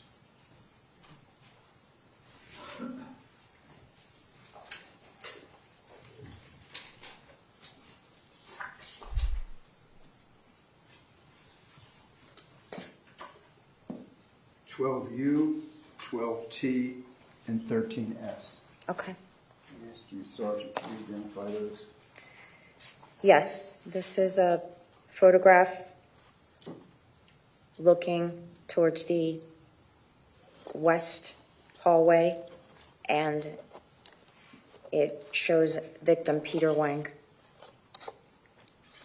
This photograph here is photograph, same thing, towards the west hallway, starting at about where the woman's bathroom is, and it shows 4 victims.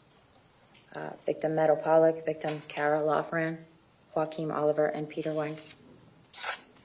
And then this is a photograph in between the bathrooms, and it shows some of 2 victims and victim Cara Lofran. Okay. Your Honor, at this time I'd like to offer State's Exhibits 12U, 12T, and 13S. Is there any objection? Yes, ma'am, all grounds as detailed in DMIL 12, please, thank you.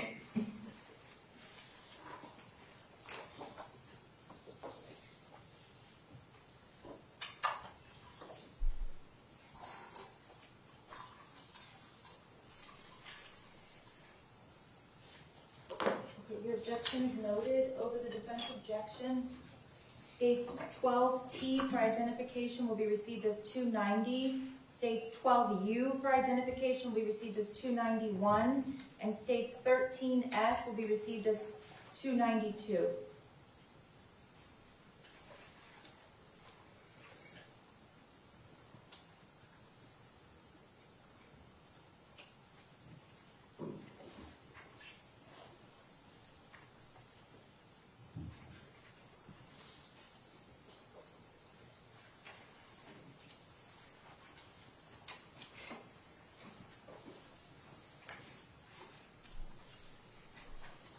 Okay, so I want to show you State's Exhibit 291. Who was that? That is Kara Loughran.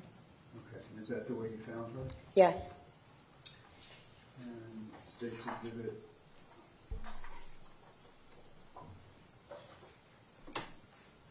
290.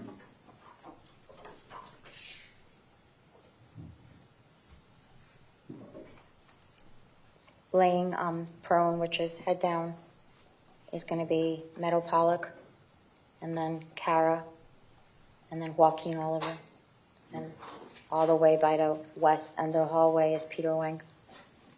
It's Peter Wang. Show you now State's Exhibit R12W. This is a close-up picture of Peter Wang. Okay, and that's the way you found him on February the 14th, 2018? Yes. Okay, I'd like to offer State's Exhibit 12W. Is there any objection? Yes, ma'am. Same grounds for objection as outlined in GMI 12, please. Okay, over the defense objection, states 12W will be received as states 293.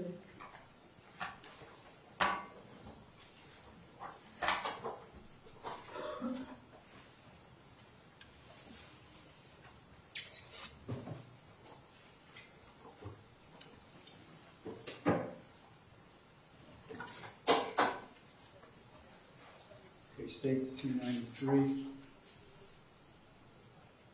Who's that show? That is Peter Wang. Right, that's right where the stairwell is. And now showing you State's Exhibit 14K. You recognize that photograph? Yes, this is that west wall over where the stairwell is and where Peter Wang was. Where he was, and he's obviously removed in this photograph. Right? Yes, sir. Okay. Your Honor, I'd like to offer State's Exhibit 14K. Is there any objection? Yes, ma'am. All grounds is outlined in DMIL 12, as well as the previous objection made to S237 based on the investigative markings. Thank you. Okay. Thank you. Over the defense objection, 14K will be received as 294.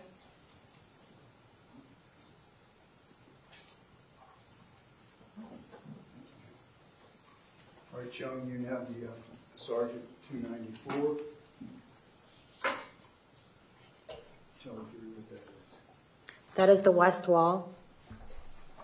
And all the markings is a document in the wall.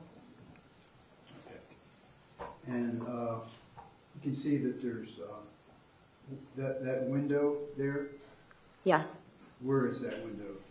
That window faces the campus towards the east, towards the west side, and there is strike marks on that window. Let me show you now State's Exhibit 14J. See if you can identify that. Yes. What is that? This is that same window, just a close-up picture of that window. Okay, with the strike marks that you mentioned? Where the strike marks, yes. Thank you. Your Honor, at this time I'd like to offer State's Exhibit 14J. Is there any objection? No, ma'am. Did you say no? No, ma'am. Okay, without objection, 14J will be received as states 295.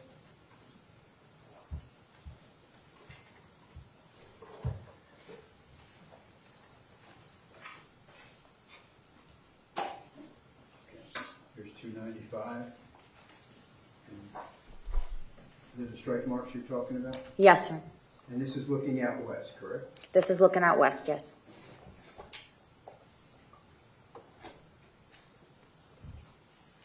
And now showing the state's exhibits marked 13Z, 14G, 14F, and 14E.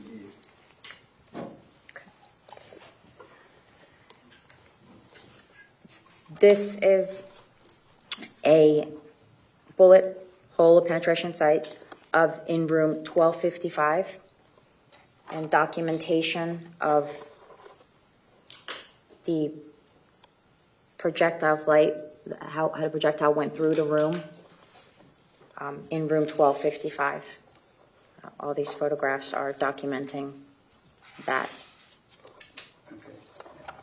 And 1255 is next to classroom 1256? Yes. And 1256 you described for the jury where Scott Deagle was, correct? Yes.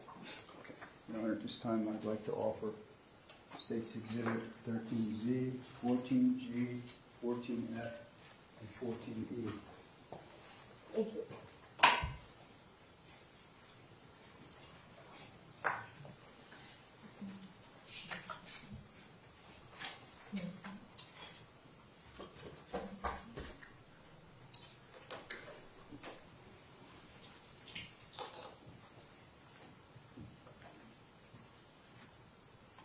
Defense, is there any objection? Yes, ma'am. May we go sidebar briefly, please? Sure.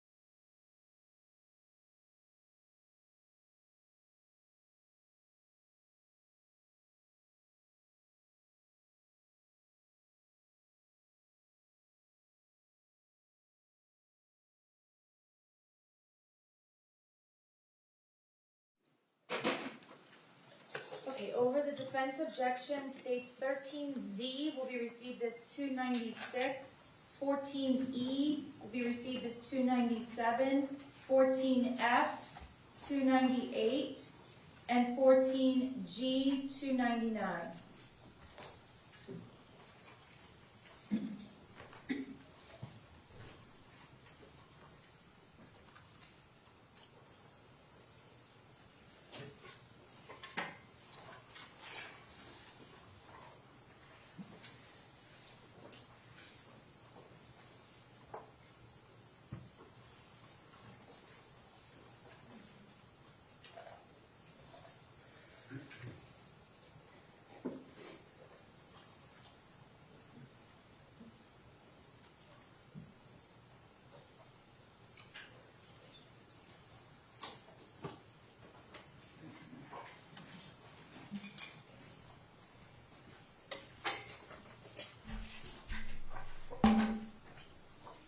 Okay, Sergeant. I want to show you first State's Exhibit 296. Okay.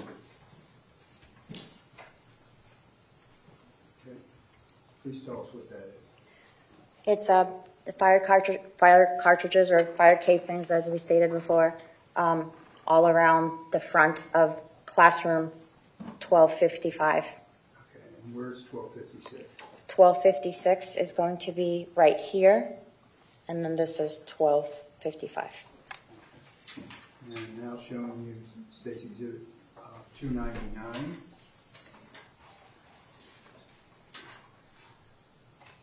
What's that? This is showing penetration sites. Do you want to circle? Yes, I'm going to right now, which is basically our layman's terms, our bullet hole, which is going to be here. I'm sorry, I kind of covered it a little. Here, I'll give you another There. chance. It's right there. And then right here. Okay. And State's Exhibit mark 298. So before you do that, let me show you State's Exhibit 297. That is a close-up picture of that penetration site. Okay. And now 298. This is the other side of it. When you say the other side, This is the other side of that wall. So it went through, and we use ballistic trajectory rods, basically a forensic tool, to show us the flight path of basically the projectile. So when we do this, we study the interior of it, and to know where the penetration site is. So where that bullet hole first went in is usually a cleaner entrance, and then when it comes out, you see what you see there. It is not as clean per se as the beginning, right? So with those trajectory rods, we're able to figure out the flight path, and in this, it went through the wall into the cabinet, and it ended on the north side of the Promethean board in that classroom. okay, so this we're standing. If we're looking at this, we're standing. We're standing looking at this north wall, but in this room would be south, right? But yes, it's that north wall where that bully sign was. It's just going right through. Okay, but we're standing in the classroom now. Yes, you're standing inside the classroom. Now I'm going to show you State's Exhibit marked 13N for identification. And ask you if you can identify this. Yes.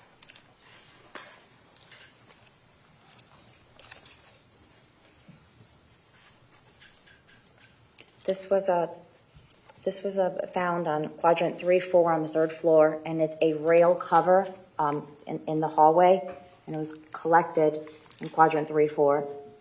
Let's see if I can get that.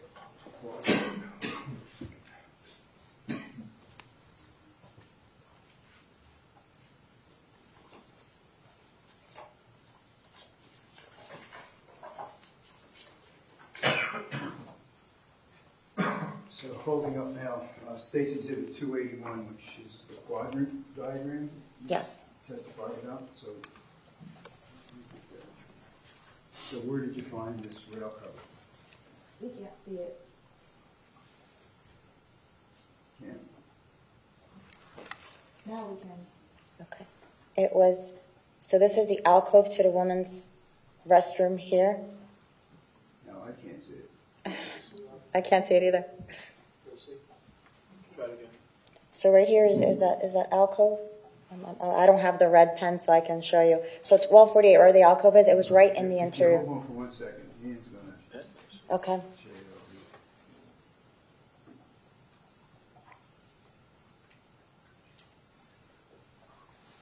There we go. Right there.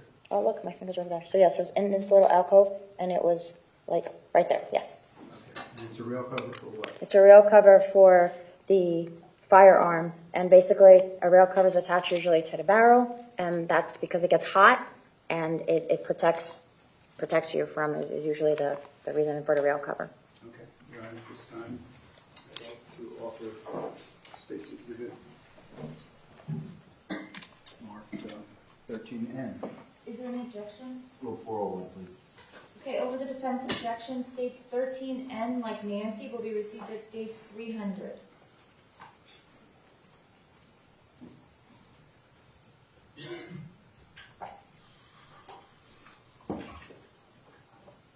Okay, now, Sergeant, I'm going to show you State's Exhibit 13L, 13K, 13J, 13I, 13H, 13G, 13D, 13C, 13B, 13A, 12Z, 12Y and 12X for identification. I ask you if you can identify these photographs. Okay.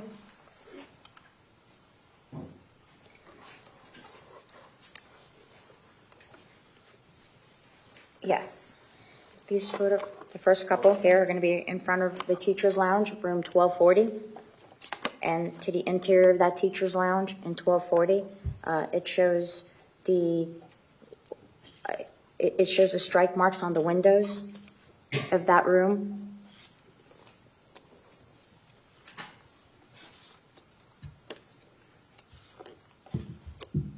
And the documentation of that, it also shows the fired casings in that room and a magazine that was left behind. More fired cartridges. There's another room within that room, and it shows that there was also evidence of firearms going into that room. More fired cartridges, and more fire cartridges. And this was within, then there's a photograph of within the room, a fire cartridge on the ground there as well. And how many fired cartridge casings did you find in 1240? 12. I'm sorry, 10. It's 10 in there, not 12. I'm thinking there was a live round too.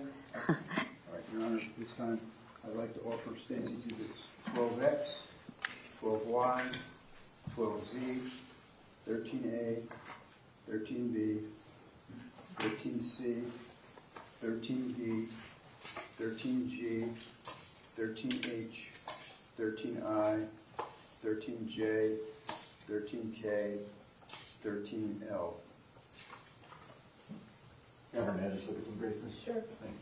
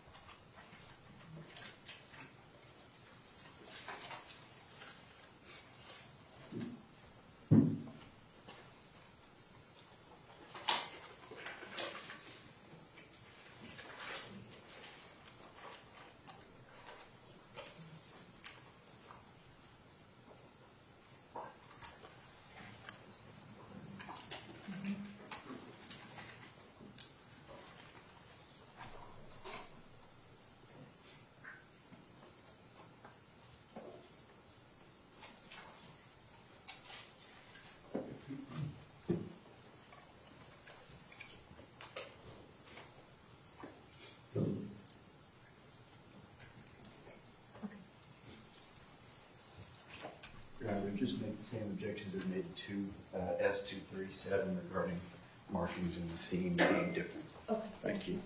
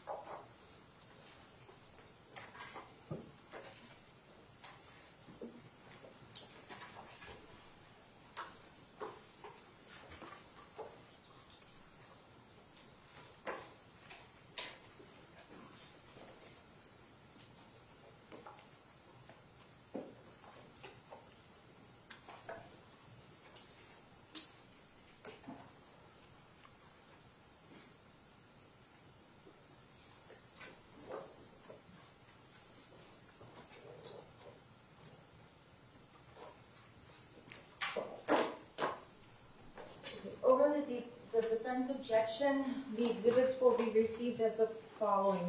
12X like X-ray 301, 12Y 302, 12Z like zebras 303, 13A like alpha 304, 13B like bravo 305, 13C like Charlie 306, 13D Delta 307, 13G 308, 13H 309, 13I 310, 13J 311, 13K 312, and 13L 313.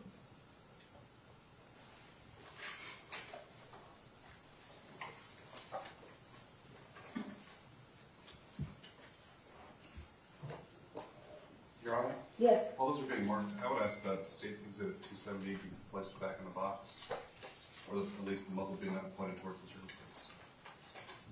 I'm sorry, I didn't hear you, and I'm not exactly sure what you're talking about. You said State's 270? 270, Judge, is the AR-15. It's on the floor.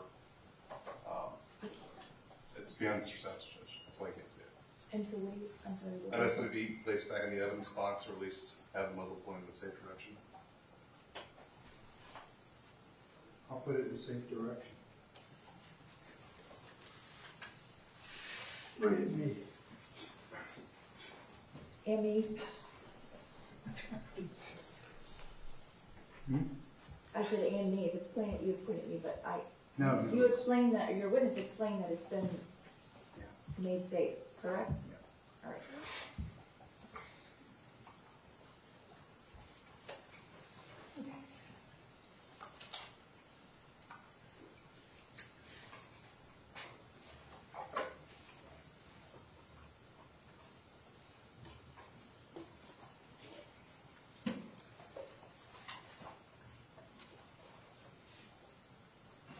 Okay, while she's marking that,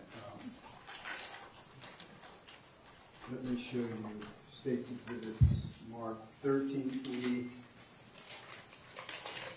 and 13F. Okay. Sorry.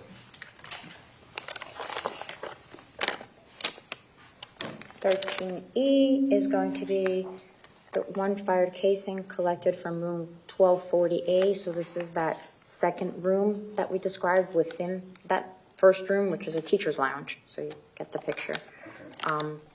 And then here are going to be the other fired casings that are in that big main room that you're going to see. And it is a quantity of 9 and the one, which is 10, which is what I stated from both. This time I'd like to offer State's Exhibits 13F and 13E. Is there any objection? Move 401, please. Okay, over the defense objection, states 13E will be received as 314, 314, and states 13F, like Frank, will be received as 315, 315. And State's Exhibit 13M.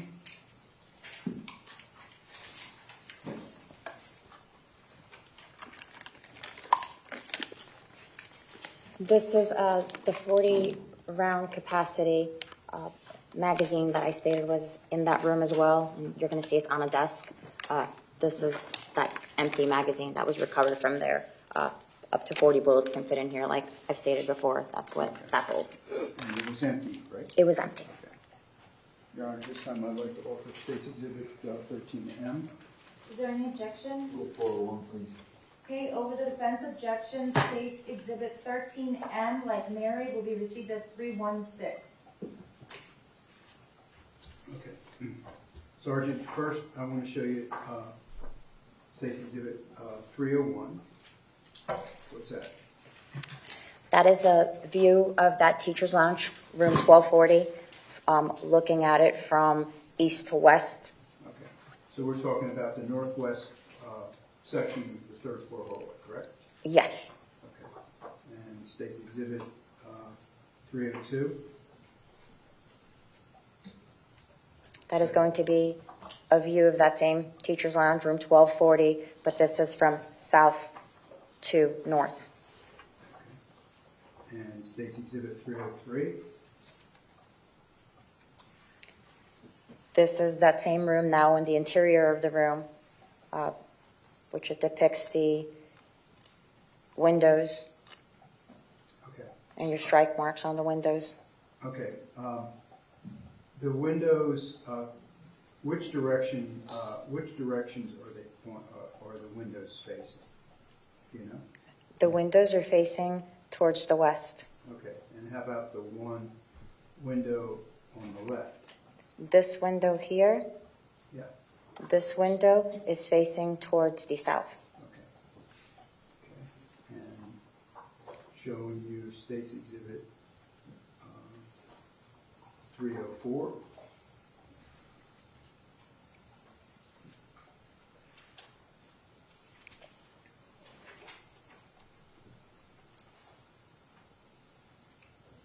What's that, Joe? That is our north, that is our west view, and the strike marks on that window. Okay. And State's Exhibit 305. That is going to be that north view, and the strike marks there, which is a way to get back to that west side. It's the walking path in that school. Okay. And State's Exhibit 307, is that a close-up? Yes, documenting. And State's Exhibit 308. This is right below that north and west where the windows are there. So, and these are some fired cartridges. And then here is that empty magazine that was taken from that room. That collected. And State's Exhibit 309. This is that back room that I spoke of, which is 1240A. And then here's some just more casings. And 310. Closer up to that entrance to that back room. And 311. Other casings that were found. And 312. Behind the desk, once it was moved, there was also other casings discovered here. Sorry. And lastly, 313. These are photographs. This is inside that room that I talked about, and then that's where the one casing was recovered, fire casing.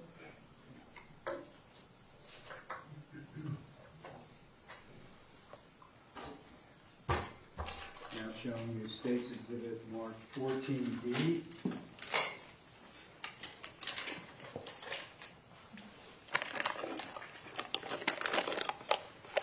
This is another 40 capacity magazine that I recovered from quadrant 39. This was beside Scott Beagle, So, and it was empty.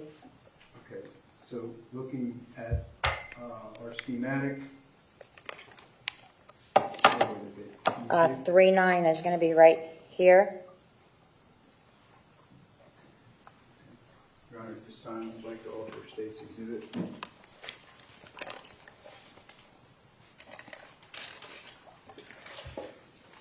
$14D. Is there any objection? This one, relevancy under 401, please. Okay, over the defense objection, states 14D, like Delta, will be received as state 317.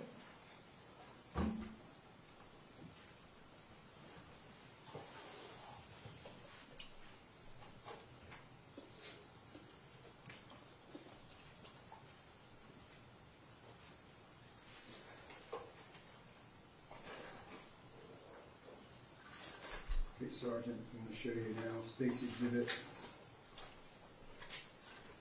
marked 313P.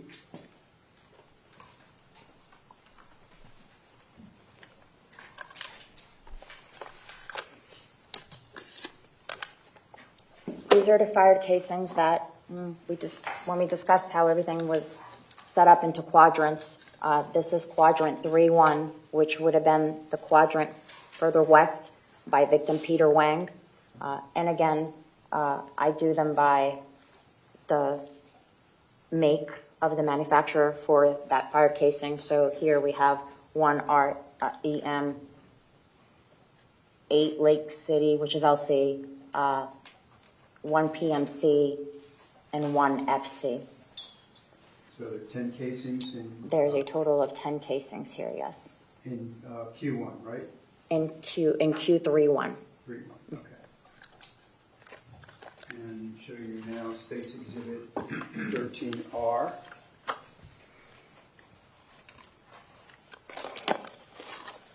This is going to be our quadrant 3-2. And we have one PMC, 2 LCs, and 1 REM. So that's 4 Total casings. of 4 casings in quadrant 3-2. And showing you State's Exhibit marked 13U.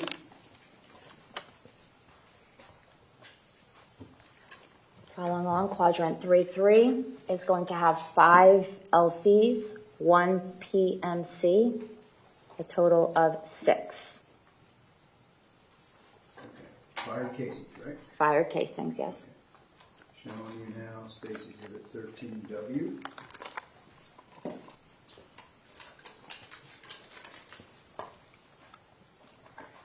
This is quadrant 3-4, and we have 1 PMC and 1 LC, a total of 2 casings in quadrant 3-4.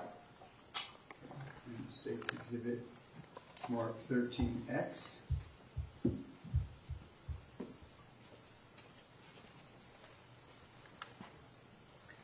Here we have quadrant 3-7, and 1 LC was collected from quadrant 3-7, 1 fired casing. Okay. State's Exhibit marked 13Y.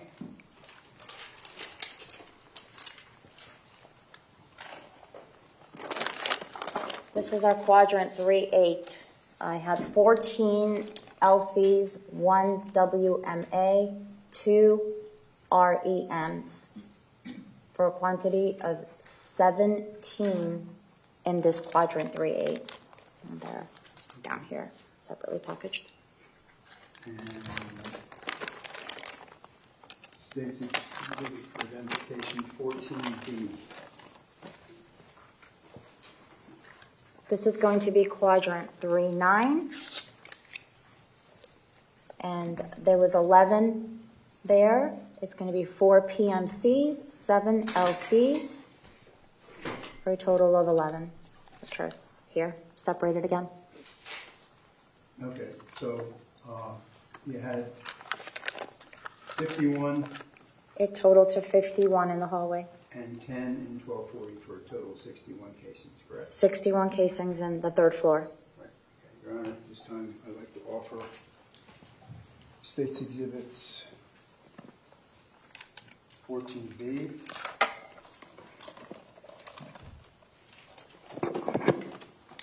13Y,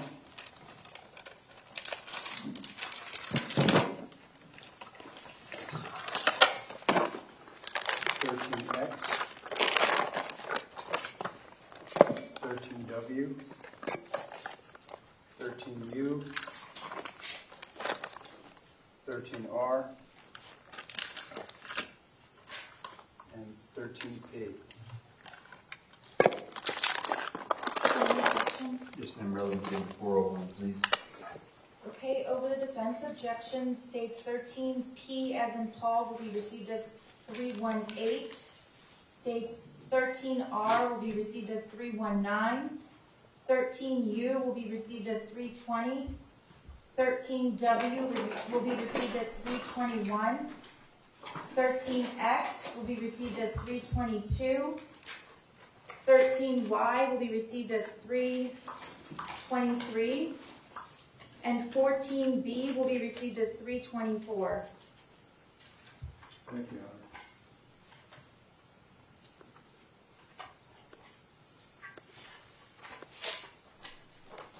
Okay, now Sergeant, I want to show you for identification State's Exhibit 14O, 14L, 14S, 14U, 14T, 14V like in Victor, 14R, 14N, 14M, 14P, and 14Q.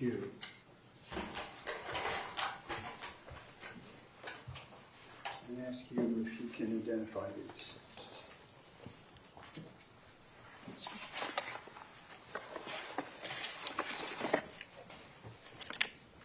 Okay, 14Q is going to be a swab of the magazine of 40 capacity taken from the vest. So what I mean by swabs, if I can explain to the jury, is we take swabs of items to get possible presence of DNA. And in this, that's what I was doing, is I was swabbing the magazines and other articles to try to get that presence of DNA. The swab, this is another swab, and this is a swab of the vest. I swabbed the zipper, the collar, and the pouch flaps of that vest. This is a swab of the magazine 1240D1, so this is going to be to the room 1240. I identify it that way. So this is that magazine that was on the desk. It's a swab of that magazine. This here is going to be a swab of the magazine that came from the MP15 gun. This here is going to be a swab from the vest, one of the 30 capacity magazines. This here is a swab of the soft rifle. I swabbed the carry handles, and also it had a sling, so it goes across your body, again for the possible presence of DNA. So that came from the Cabela soft rifle that we saw at the beginning. This is a swab from the vest, again, from another magazine, a 30 capacity magazine. This here is a swab from a 30 capacity in the vest as well. I'll keep the vest up here. Another vest swab of another magazine. This swab is of the weapon. I swabbed the trigger, the grip, the charging handle, and the foregrip of the weapon. This is a swab of that earpiece, the earmuff style that was in that Cabela bag, the soft rifle bag. I went ahead and I swabbed the earpiece and the head strap to that as well. And that's all the swabs that. And the last one is Exhibit 14W.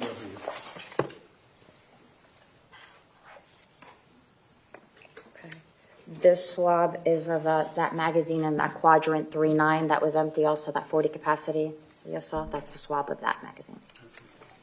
And lastly, I want to show you State's Exhibit 14X.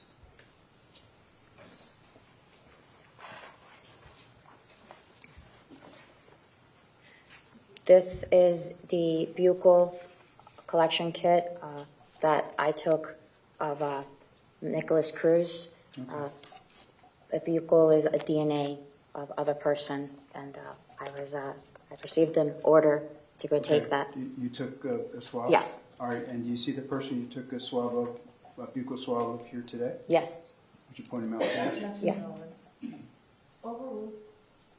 Yes, he's sitting with a blue sweater and a light blue mask. Okay, Madam Reporter, please let the record reflect that Sergeant Crespo identified Lieutenant Nicholas Cruz, please. Your Honor, at this time, I have no further questions of Sergeant Crespo. Any questions for Sergeant Crespo? Thank you.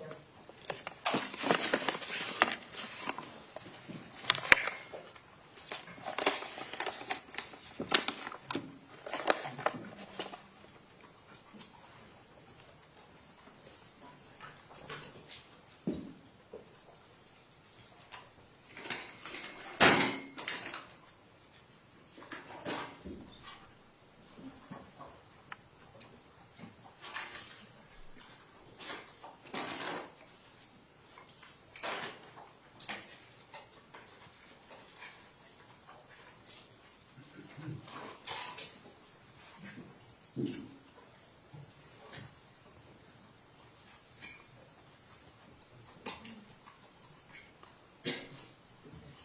afternoon, ma'am.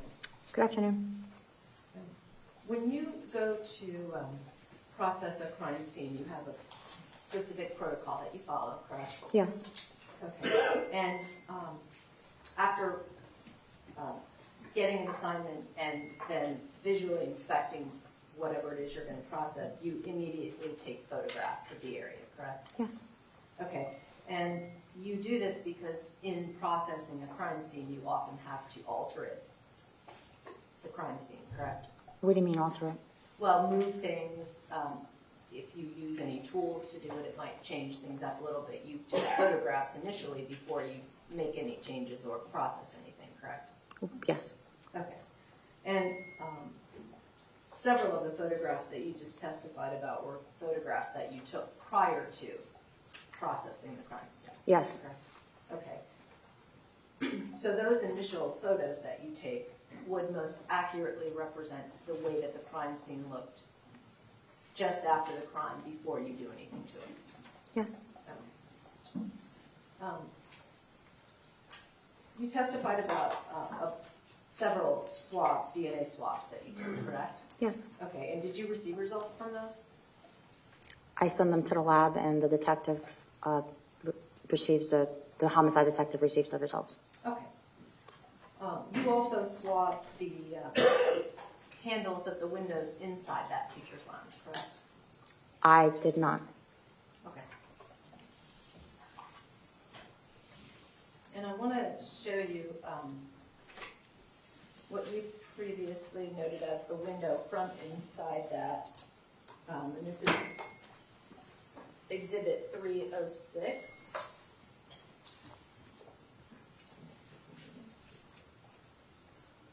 You testified that that's a window inside of the teacher's lounge, correct?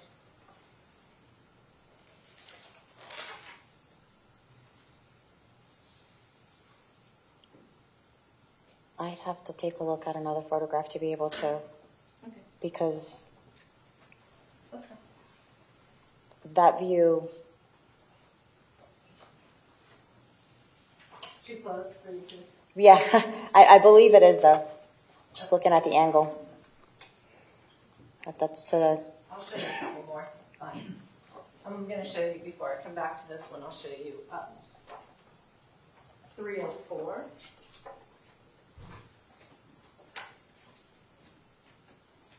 Do you recognize that? Yes. Okay. And then that's a further out shot. yes, Okay, so this is inside the teacher's lounge, correct? Yes. 303. Okay, and this is just a close-up shot of one of those windows, correct? okay. Yes, Okay, and so to open these windows, you just pull up on the little... Objection. All right, Overruled? You pull up on the little, I don't know how to do it, but the little handle thing, and then just pull the window open, correct? yes. May I have a moment, Judge? Sure. I don't have any more questions. Thank you, ma'am. State anything else for the No witness? further questions. Okay, thank you, ma'am. You're excused. Thank you. Okay, ladies and gentlemen, at this time, we're going to take a lunch break. It's almost 1 o'clock. I'm going to ask you to please be back at 1, no, not 1, hold on. 1, 2. Please be back at 2:30. And so we can begin our afternoon session. Please leave your notebooks behind. Please do not discuss the case. Please do not begin deliberating or have any discussion whatsoever with anyone outside of the courtroom or inside the courtroom for that matter. Thank you very much for your patience.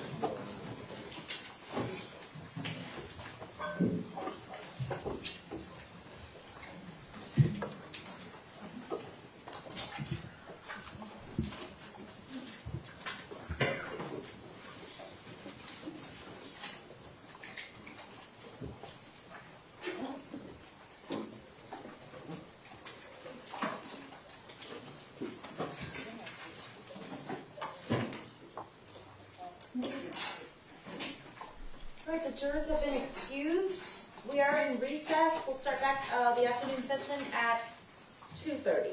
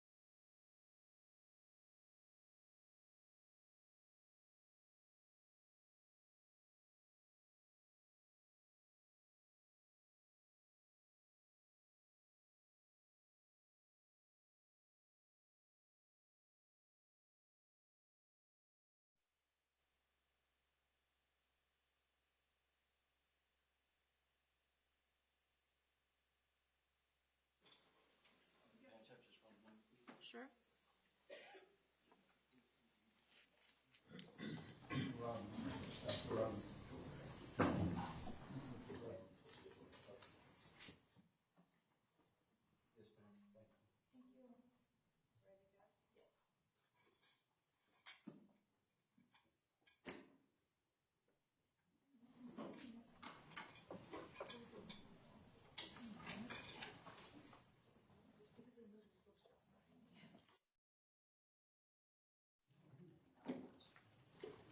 Thank you.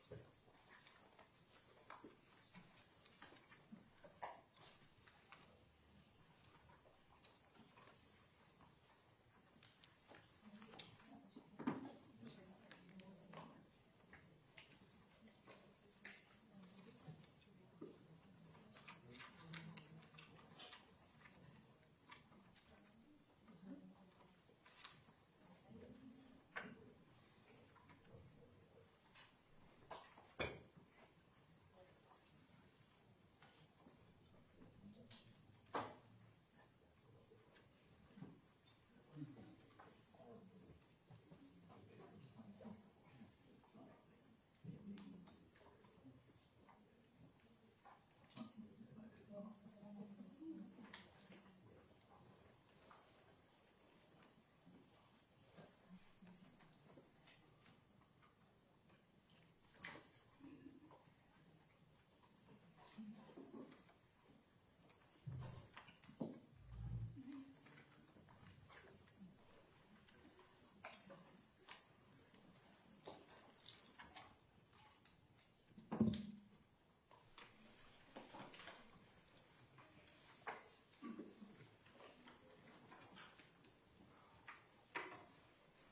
Yes.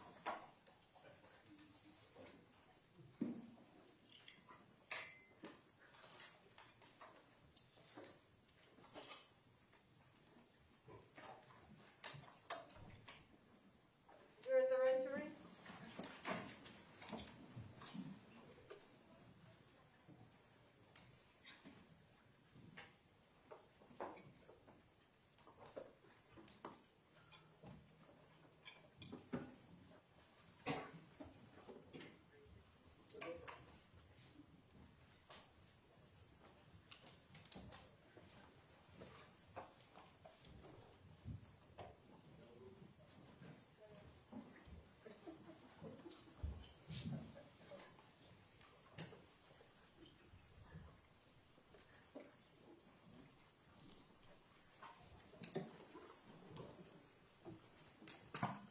Okay, welcome back, ladies and gentlemen. Everyone else may be seated. The members of the jury are all present. State, you may call your next witness. Thank you, Your Honor. Dr. Stephen Robinson.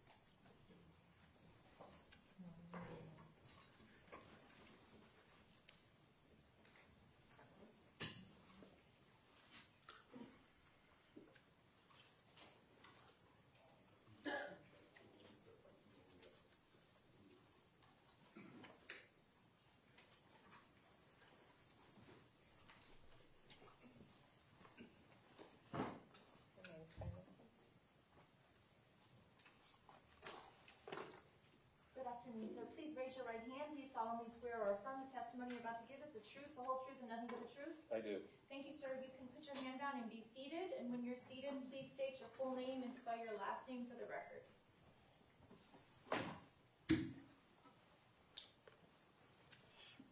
Well, My name is Stephen, Stephen, middle initial L, last name Robinson, Robinson. Good afternoon, Dr. Robinson. Good afternoon, sir. What is your occupation, sir? I'm the Deputy Chief Medical Examiner, And where are you a Deputy Chief Medical Examiner? Broward County Medical Examiner and Trauma Services. How long have you worked at the Broward County Medical Examiner's Office? 7 years. What is your education?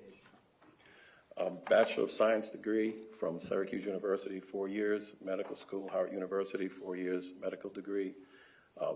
Residency in anatomic and clinical pathology, 4 years, ending in board certification.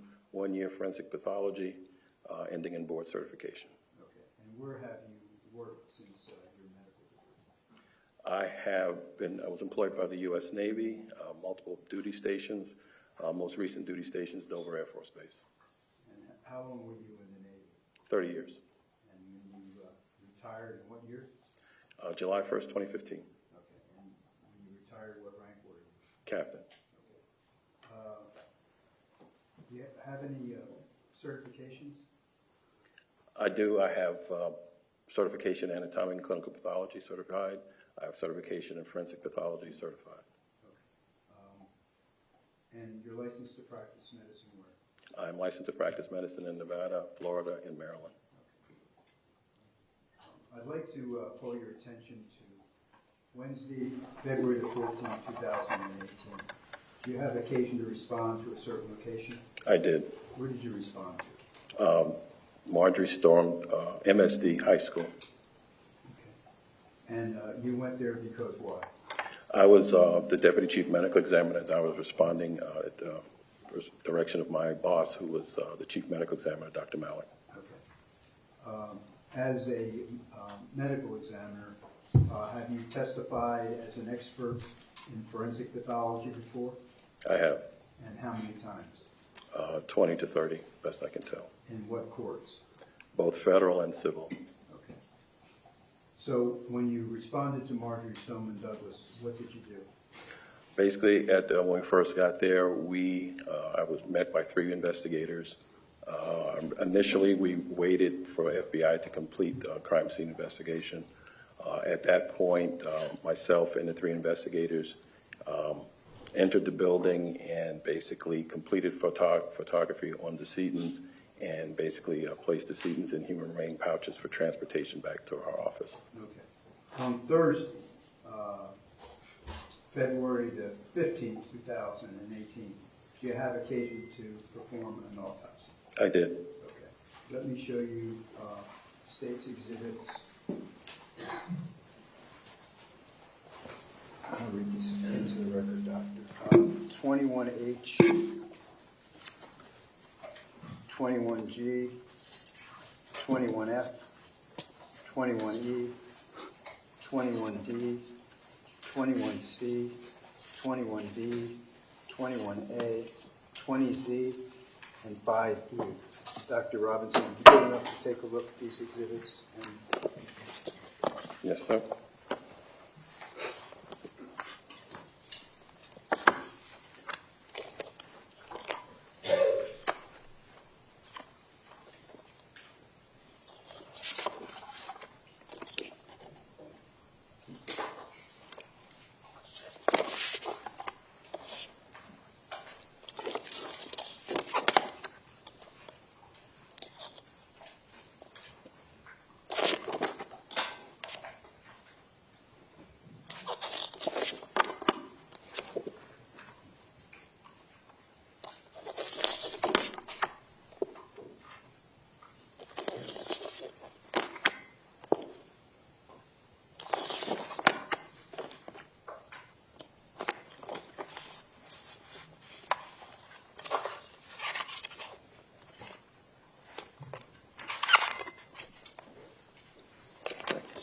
Recognize that?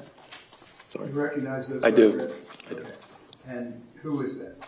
This is our case 18-0530, also identified as Nicholas Dorrit. Okay. And you performed an autopsy on Nicholas Dorrit? I did. Did you happen to see Nicholas Dorrit when you were at Marjory Stoneman Douglas on February the 14th, 2018? I did. All right, at this time, would these photographs, Doctor, aid you in explaining to the court and to the jury the nature of Nicholas Duret's wounds and his cause of death? Yes, they would. Okay, thank you. Your Honor, at this time, I'd like to offer State's Exhibits 21H, 21G, 21F, 21E, 21A, 21C, 21B, 21A, 20Z, 5E, that's already in evidence, that's 206.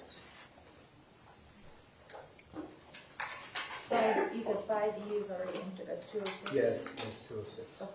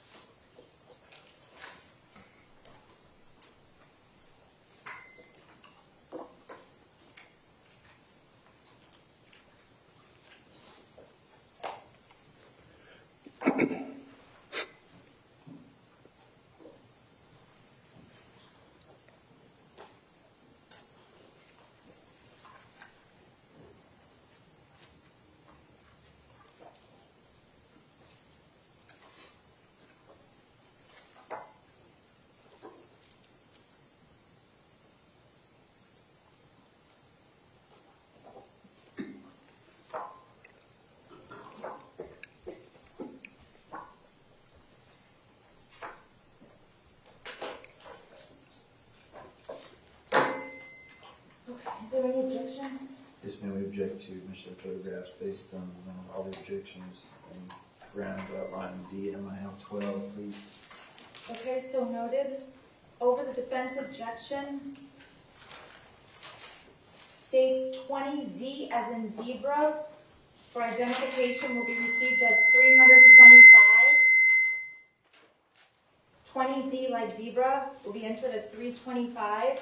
21A as in alpha, 326. 21B like bravo, 327. 21C like Charlie, 328. 21D as in delta, 329.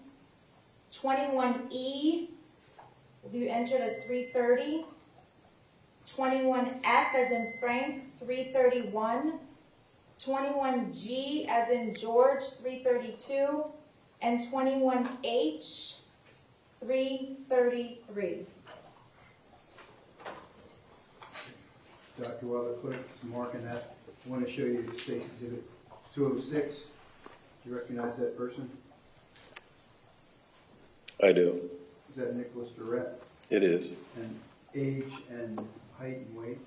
17 years, 72 inches in length, and he weighed 174 pounds. Just want to wait for these photographs though.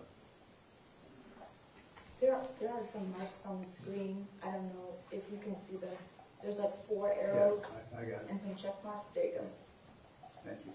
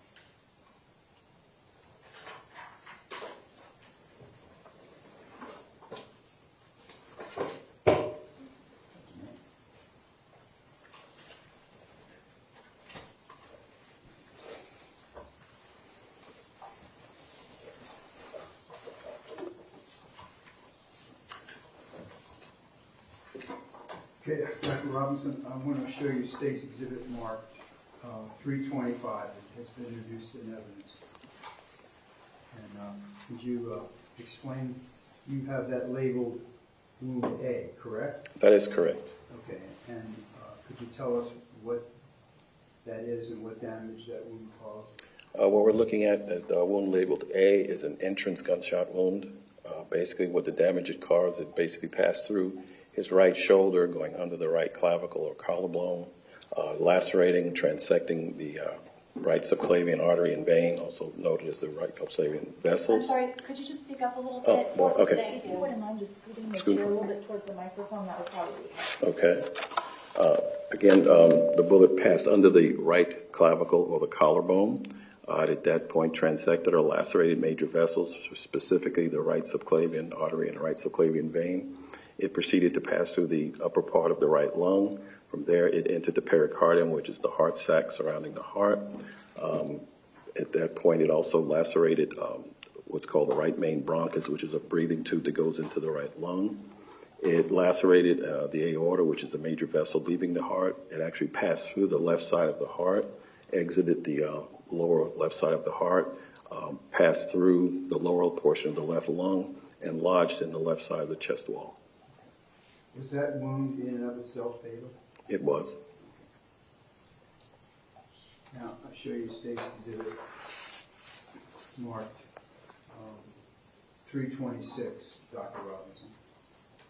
Can you tell us what that is? This labeled our number 180530. This is a graze wound. It's a grazing gunshot wound of his abdomen. Okay. And a graze wound as well? A graze wound is when the bullet passes very close to the skin but doesn't enter the body or lacerate the skin, but basically abrades it or scrapes it as it passes by.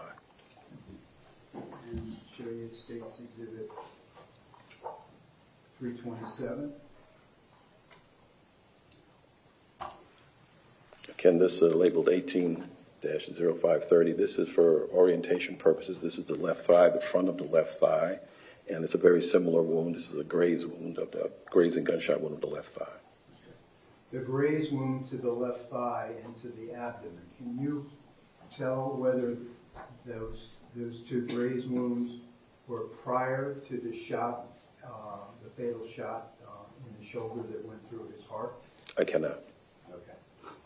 So you can't say if they're post-mortem or ante-mortem? That's correct. Okay. And showing you State's Exhibit 328.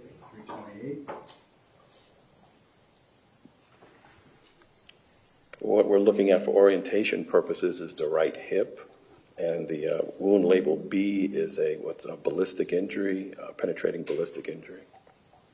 Okay. And what significance is that wound? It's a wound caused by fragments, sometimes referred to as shrapnel, not specifically a gunshot wound in so much that you have a projectile, but just fragments that are traveling. I'm sorry, I'm having trouble hearing you. Could you just scoot a little Scoot, bit? okay. Thank you. Sorry about that. Basically, this is a type of wound that is called ballistic injury. It's not a gunshot wound per se because we don't have an intact or partial projectile. It's more of like fragments flying. Like we said, something has been referred to as shrapnel before. And this is a penetrating injury here, and this one penetrated to a depth of approximately 1/8 inch, so it's fairly superficial. Was there hemorrhaging in the wound? There was. And what does that indicate? That indicates that there was blood pressure and most likely represents ante-mortem injury. So prior to the shot in the shoulder that went through his heart? Prior to or very close in proximity to.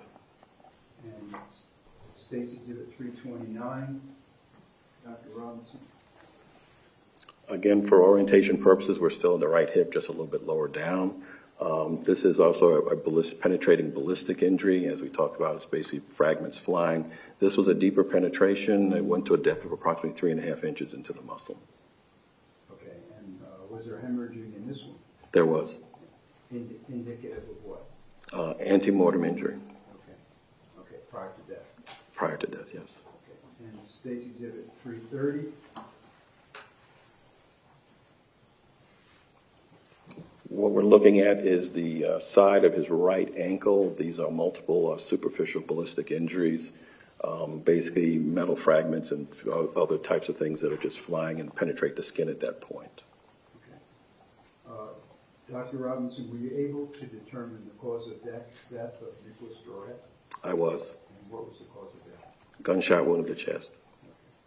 And I will show you State's Exhibit 331.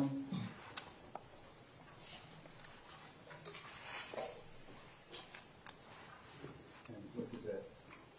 What we're looking at labeled decedent's name, projectile, left chest, is the projectile removed from the decedent's left chest. Your Honor, I have no further questions of Dr. Robinson. Thank you, Dr. Robinson. Thank you, sir. Defense, any questions? No, ma'am. All right, thank you, sir. You're excused. Thank you, Your Honor.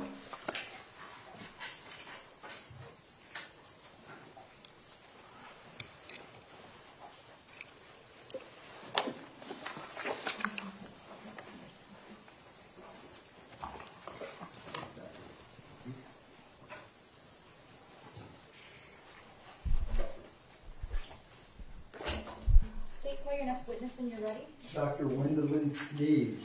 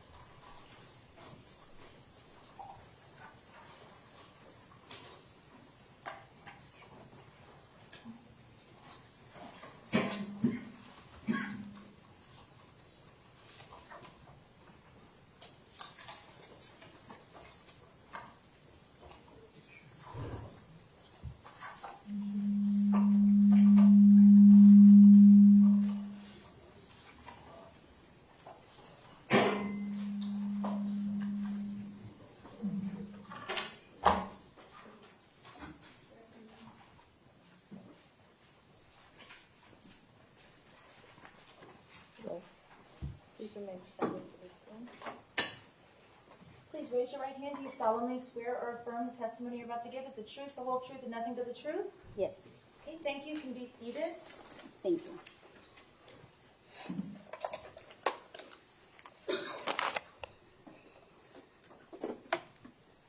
If you would please speak into the microphone, state your full name and spell your last name.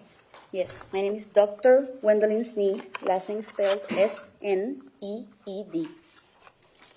Good afternoon, Dr. Sneed. Good afternoon. What is your occupation? I am the Chief Medical Examiner at the Palm Beach County Medical Examiner's Office. And how long have you been the Chief Medical Examiner in Palm Beach? It will be 3 years in August. Okay. And prior to that position, where did you work? At the Broward County Medical Examiner's Office. And how long did you work at the Broward County Medical Examiner's Office? About 3.5 years. And prior to that? Maricopa County Medical Examiner's Office in Phoenix, Arizona. I'm sorry? In Phoenix, Arizona. In Phoenix. And how long were you there? About 1.5 years. Okay. And before that? I was at the District 21 Medical Examiner's Office in Fort Myers, Florida. Okay. And how long were you there? A little over 7 years. Okay. And how about your education? I did my medical school at Ponce School of Medicine in Puerto Rico.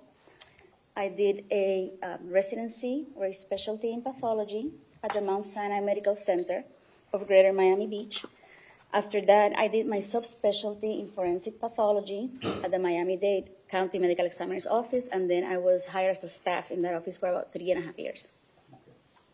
Are you board certified?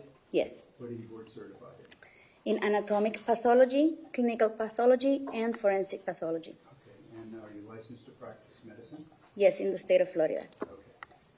I'd like to call your attention to Thursday, February the 15th, 2018. Where were we working? At the Broward County Medical Examiner's Office. And, what were you doing that day? On that day, I performed multiple autopsies in the cases associated with the high school shooting. Okay, the Marjory Stoneman shooting? Yes. Prior to that date, how many autopsies had been performed?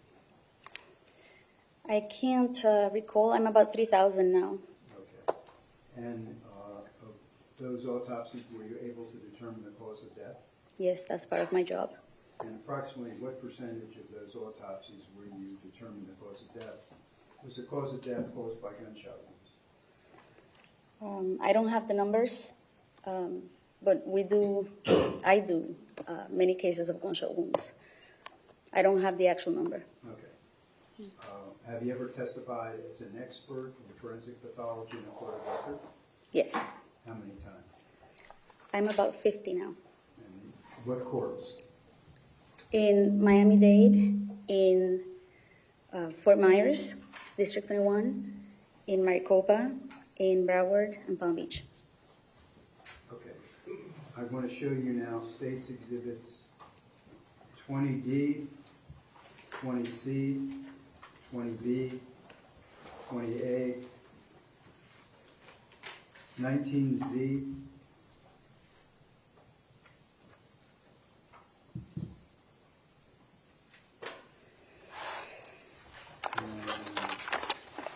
and 19Y. Yes, Dr. Sneed, would you be good enough to take a look at these exhibits? Yes. And see if you recognize them.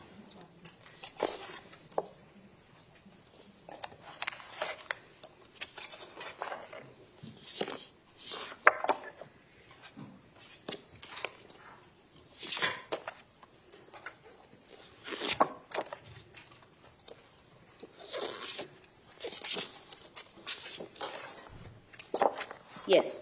And how do you recognize them? The photographs have the unique identifier, which is a number provided at the medical examiner's office that was associated to Mr. Hickson. Christopher Hickson? Correct. Okay, and did you perform an autopsy with Christopher Hickson? I did. All right, showing you Stacy Exhibit 100 that has already been introduced in evidence. Is that Christopher Hickson you performed an autopsy? Yes.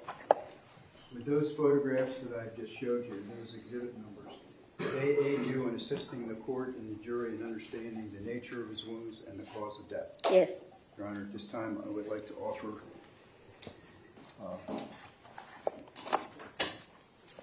state exhibits for identification 20D, 20C, 20B, 20A, 19Z, and 19Y. Is there any objection? Yes, Judge, can I sidebar? Okay.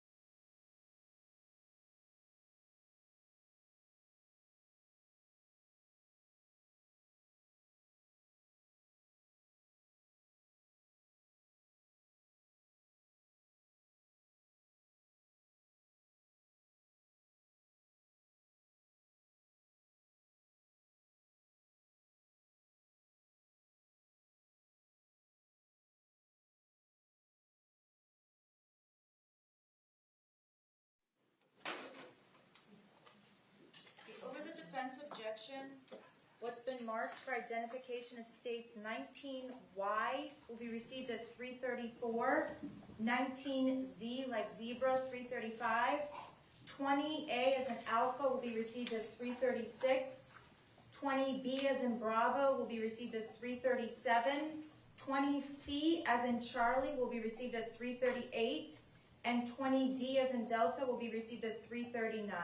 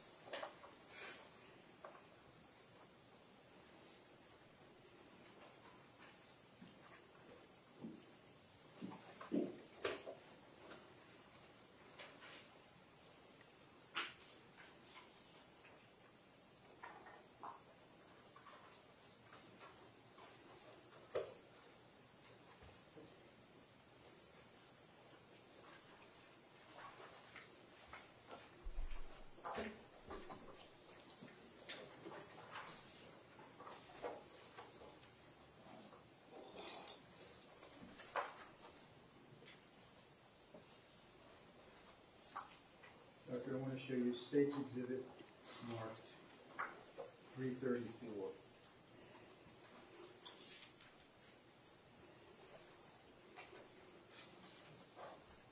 Can you tell me what that shows? Yes. Can you raise it up a little bit so I can see the number, please? Raise it up, raise the photograph up a little bit. Thank you. Yes. So what this photograph shows is basically the upper torso, the anterior aspect of the chest. In this particular photo, towards the top of the photograph, you can see the chin of Mr. Hickson. And then on the, to your left side, you can see the right arm. And then on the left upper chest, you can see two defects, which are entrance gunshot wounds. All right, they're both gunshot wounds to the chest. Correct. Okay. The upper wound, could you tell us what damage that did? Yes. So that particular wound perforated the muscles of the left side of the chest. It also perforated the, between the ribs, there are muscles as well that help us breathe. So it perforated the intercostal muscles of the third space. It perforated the left lung, and then it went through the muscles of the back. And in doing so, it also fractured the left fourth and the left ninth ribs. Okay. And the lower wound? The lower wound was going in a different pathway. The lower wound perforated the chest. It fractured the sternum, which is the bone in the middle of the chest where the ribs connect. It also perforated the costal cartilages, so the ribs have cartilage on the anterior aspect of multiple ribs, 7th through 10th. And then it also perforated the right lung, and then the right side of the diaphragm, which is a muscle that helps us breathe. And then in the abdominal region, it perforated the liver and abdominal muscles. And then it exited through a defect in the abdomen, leaving behind fragments. Okay. Either one of those wounds fatal in and of themselves? Yes, both. Both? Yes. So he would have died of either just one wound? Correct. Right. Showing you State's Exhibit marked 331.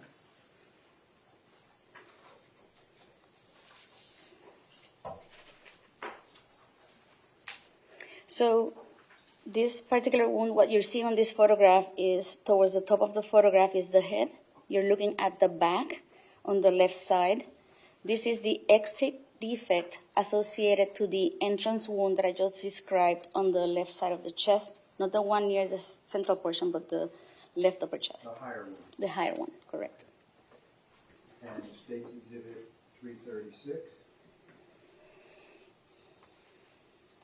So in this particular photograph, towards the top of the photograph is chest. You can see some chest hair. And then what you're seeing on the lower aspect of the photograph below the ruler is the abdominal region on the right side. And that is the exit defect for the gunshot wound that entered near the midline on the chest. Okay, and now I show you State's Exhibit 337. Okay, so in this particular photograph, on the top of the photograph, you're seeing the body from the right side, and this is what we call anterolateral. So if you look at the thigh, proximally meaning upper thigh, a little bit anterior but a little bit to the right side, that's the anterolateral aspect. That's an entrance gunshot wound defect. Okay, and State's Exhibit 338. So in this particular photograph, you're looking at the right thigh again, but a little bit from the posterolateral aspect. So if you look at the thigh from the right side and you look at the lateral aspect, which is, of the thigh, then you move slightly backwards or posteriorly, and that is the exit defect of this gunshot wound pathway. And the cause of death of Christopher Hickson. Multiple gunshot wounds. What happens when a bullet snow? What is a bullet snowstorm in you? When so different firearms, different projectiles, different calibers. They when they course through the body, they look differently. In the case of rifles, which are high velocity firearms, the projectiles tend to break down as it enters the body, hits the person.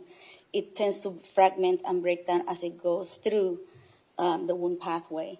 And when we take an X-ray of the body, we can see that it's called snowstorm, right? That's what it looks like. The projectiles are the radiopaque fragments of the, fractured projectile, and it leaves like a cloud of metal or fragments throughout the pathways. And showing you State's Exhibit 339. Is this what fragments look like when they snowstorm? Those are two fragments that I collected from the pathways, and yes, that's what they look when they're fragmented. All right, now I want to just that.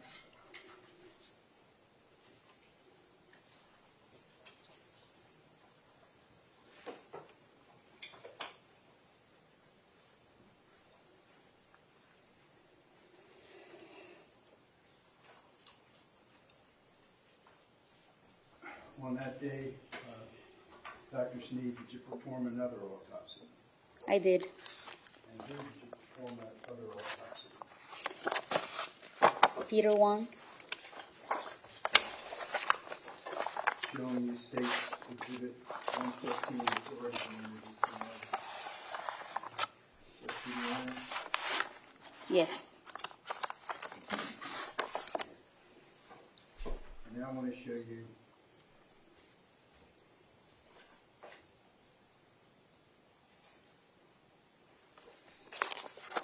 State's Exhibits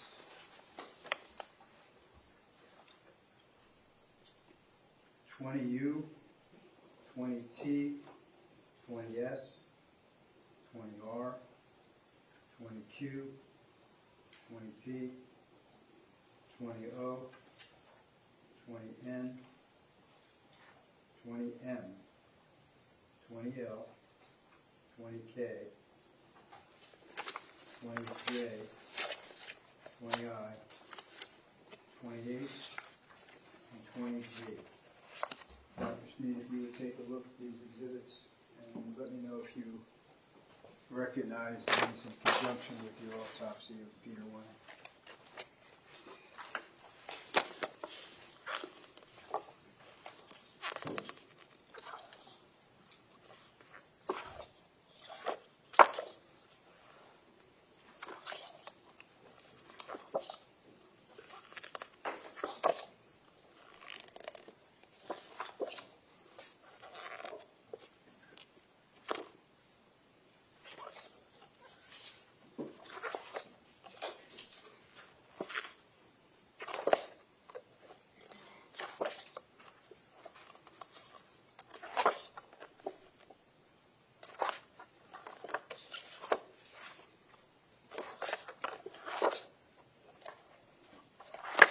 Yes. And would these photographs of the autopsy of Peter Wang assist you in explaining to the court and to the jury, number one, the nature of Peter Wang's wounds? Yes. The path of the bullets? Correct. And the cause of death of Peter Wang? Yes. Your Honor, at this time I would like to offer those exhibits. One to you. Do you want me to wait to take them? Hmm? Do you want me to wait to take them? Yeah, it'd probably be easier for you than reaching all. Okay, 20T, sure. 20S, 20R, 20Q, 20P, 20O, 20N, 20M, 20L, 20K, 20J, 20I, 20H, 20G. Thank you. Thank you.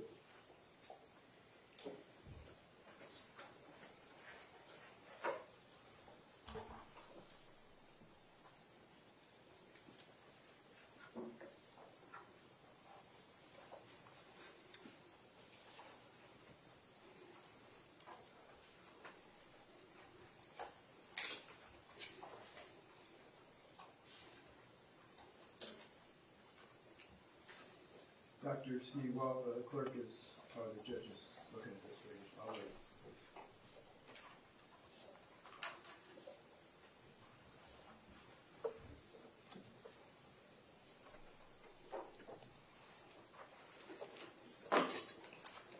Okay, is there any additional objection? May the briefs have all, please? Okay.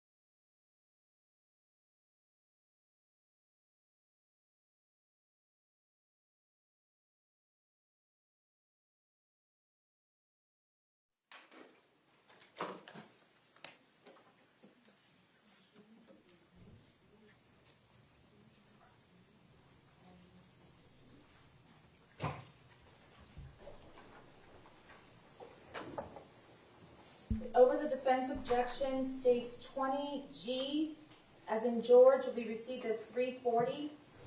20H will be received as 341. 20I will be received as 342. 20J will be received as 343.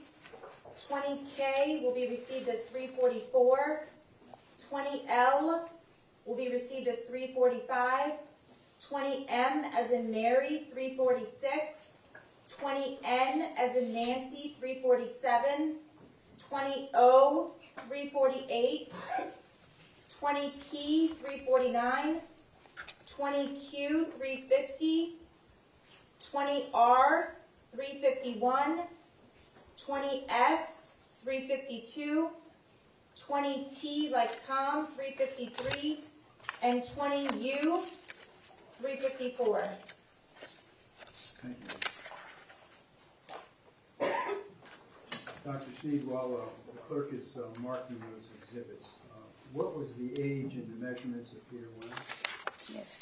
So it was reported that he was 15 years of age.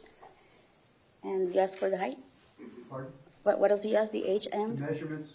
Oh, yes. Height, He weight. was 61 inches, so that's 5'1". Did you say weight? The weight, 128 pounds.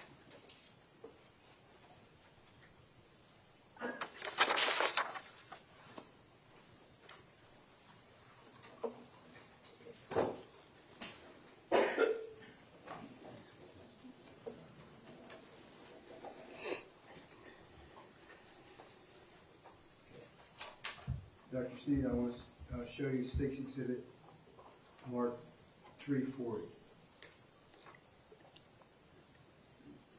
Tell me what that shows. So, if you want to use the telestrator, you can just pick a color and you can insert. It's on the screen. oh, okay. So I just pointed something. Okay, got it. So what this photograph shows is the right side of Mr. Wang's face and the right side of the head. And it shows on the, what we call the temporal region, which is superior and anterior to the ear. This is an entrance gunshot wound. And on the right cheek, you can see that there's two entry defects, one smaller and one larger, which looks atypical. Okay, and what did that wound do? The wound on the right temporal region perforates the cranium, and it creates severe damage on the head. He has these burst-type injuries, meaning multiple cranial fractures. I have to say that wound in association to another wound, which is not really shown in this photograph, but it's on the parietal region, a little bit higher. Those two wounds, the pathways coalesce, right? And so they spent a lot of energy in the head creating these fractures, creating the lacerations of the brain, creating transection of parts of the brain. Parts of the brain were outside of the cranial vault. And then that led to a very large exit defect that involved the left side of the head, which you can see in there. That's the wound that you said was higher. Could you show where potentially, on this? It's not really shown here, but it's around there. Right there? Yes. But that's another entrance wound to his head? Correct. And State's Exhibit, did it exit? So there were multiple fragments snowstorming, right, in the head when I looked at the x-ray. But these two defects are associated with what we call a gaping exit defect. It's a very large opening of the head on the left side. So sometimes we can see an actual defined exit wound defect, but in this particular case, due to the severity of the injuries, there was no well-defined exit defects for those two wounds on the right parietal and right temporal scalp. And the wound to the cheek? So there's two defects, one that's round, right here, and then one that's You can see it. That one that's larger. And those two projectile fragments or projectile perforated the cheek, it fractured the jaw, it perforated the tongue, it fractured the left side of the jaw, and then both of them exited through another gaping large defect that's on the left side of the face near the cheek that you can't see on this photograph. Okay, so they're pictured here on State's Exhibit 340. That's 4 entrance wounds, 4 gunshot entrance wounds? Yes. 2 to the head and 2 to the cheek. Correct. Showing you State's Exhibit Mark 342. How do I erase? I'm sorry. There's marks. She's asking to erase the marks on the. Oh, there's a bunch of arrows. Yeah. Okay, there you go. So what you're seeing on this photograph is the left side of the head. So the 2 defects in the parietal and temporal region coalesced, and the energy, that is spent created this very large exit wound. You can see that there are lacerations of the skin, the scalp, and you can see fragmented bone in some areas, and then fragments of brain tissue that came out of the cranial vault. On the left cheek, anterior to the ear, is the exit wound for the 2 entries that coalesced through the oral cavity and perforated bone too at the cranial base, which is, we have a cranial vault, and we still have bones in this area, so it fractured those bones as well. And then they both come out, and again, there's no well-defined exit defect with the amount of energy that was, spent in these tissues. And now showing you State's Exhibit 341.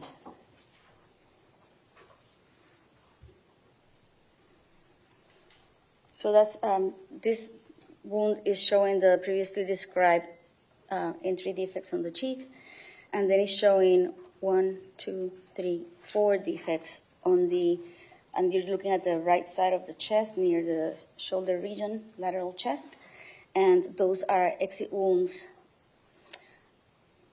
from a projectile that fragmented, right? You have multiple tears or exits of those projectiles and fracture bone.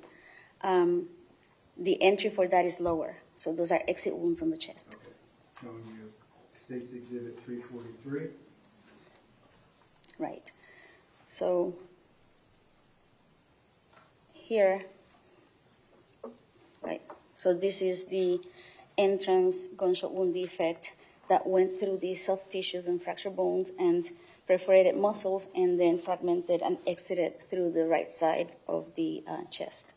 Okay. And State's Exhibit 344. That's a close-up of that. Why did those exit wounds look that? Why do they look that big? Why do they look that wide? Is that the question? I'm sorry? I didn't understand the question. Are you asking? No, why do those exit wounds look like that? Why? Yes. So rifle injuries tend to have a lot of, they're high velocity, and the more velocity, the more energy, what they call kinetic energy, is spent in the tissues. And it's not like one size fits all. Not all entries look the same. Not all exits look the same. Part of the reason why these tissues tend to look different is, one, because it depends on how many times the projectile fragmented and exited. It also depends if the projectile takes bone with it on the way out. And also it depends on the density of the muscle and the elasticity of the skin. So, for example, in this area on the chest and near the axilla, the skin is a little bit more lax, right? The muscle, the density of the muscle also comes into play. And when you have all that energy, the projectile creates what's called a temporary cavity.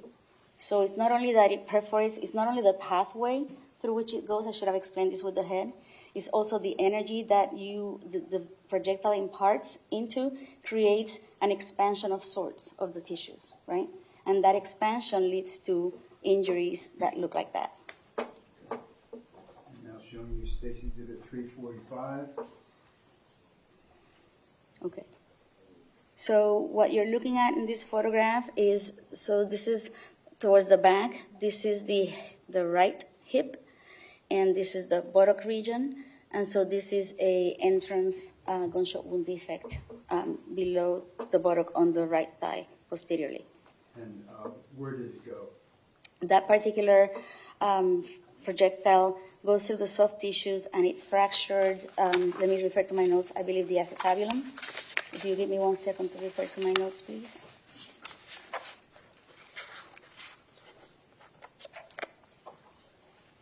Yes, the acetabulum and the iliac bone. So where your hip bone, we have, the hip bone has an area where the femur, which is the long bone of the thigh, connects with it. That little area that receives the head of the femur is called the acetabulum. And then the bone superior to that is called the iliac bone. So this particular pathway fractures those bones as well. And then the wound exits through the right side of the abdomen. Okay. Showing you State's Exhibit 346.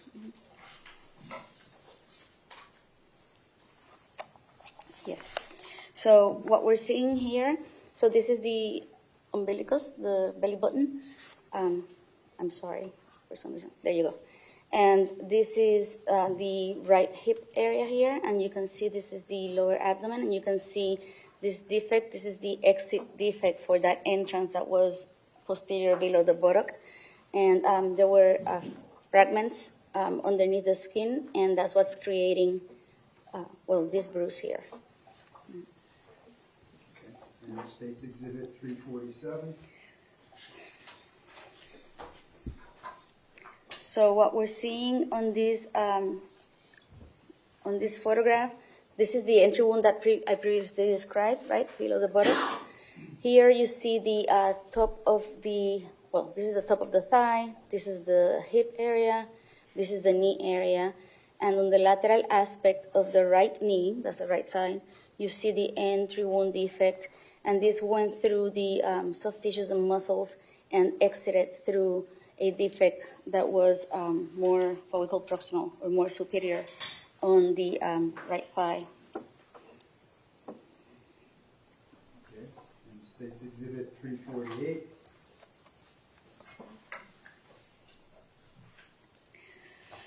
Right, so I on the top of the thighs, the previously described wounds, what you're seeing here is the another defect on the right foot, on the right side of the foot, which I identified as an exit gunshot wound defect. And not really well seen is another defect on the back of the heel. And State's Exhibit 349. So on the top of the photograph, you see his head, and this is his right shoulder region. This defect is an entrance gunshot wound, and it's on the back of the right arm. Okay. And where did it go? So this particular gunshot wound goes through, fractures the humerus, which is the arm bone, and it continues through the soft tissues. And so the pathway of this particular gunshot wound coalesces or comes in contact, right, with the exit wounds that I previously described on the right side of the chest that enter on the right side of the lateral aspect of the chest. And State's Exhibit 350.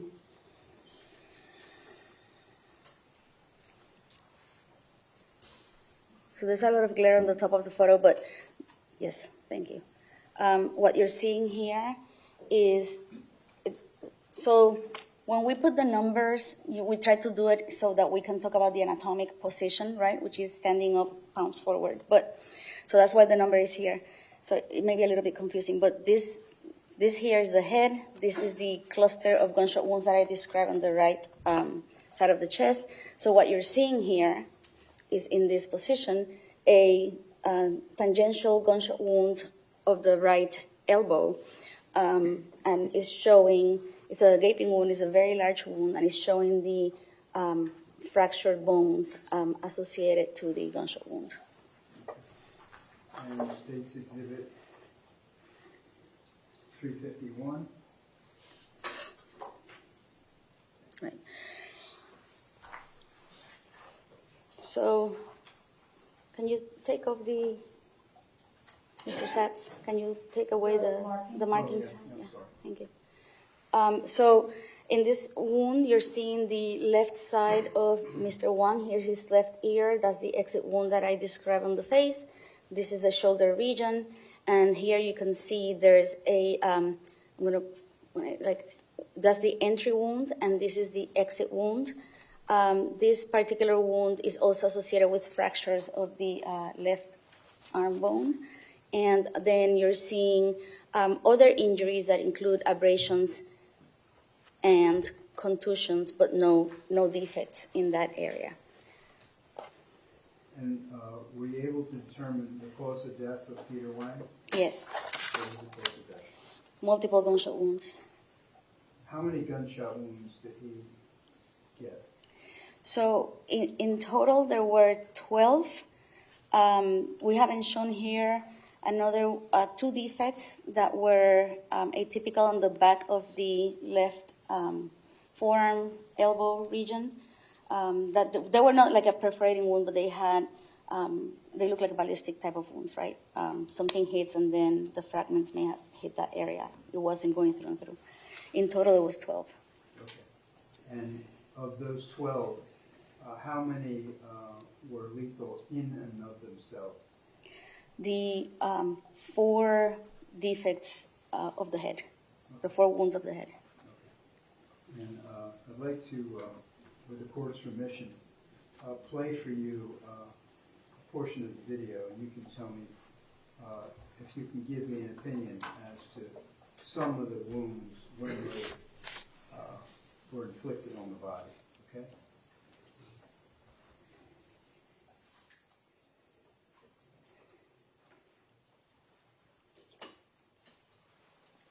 May I just renew my objection to S19, please? Sure. Thank you.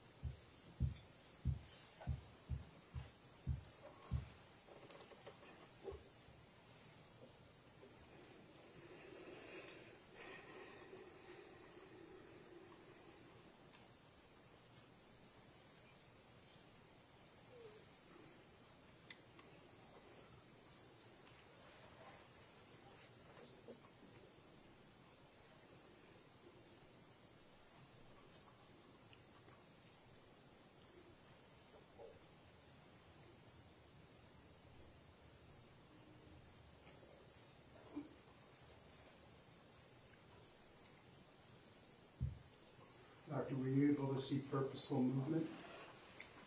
Yes, in all the videos. So, in your opinion, what does that indicate to you as to the progression of the wounds into the body of Peter Wang? That he sustained some of the wounds before the lethal wounds on the head. Okay. So he was wounded on the ground before he received the 4 shots to the head, correct? It looks like he was wounded after he came running towards the end, and he was, from the video it appears that he was also wounded when he was on the ground, yes. Okay. Because either one of those 4 shots, he wouldn't have been able to move, would he? Correct. And you have seen photographs of the area where Mr. Wang was shot, correct?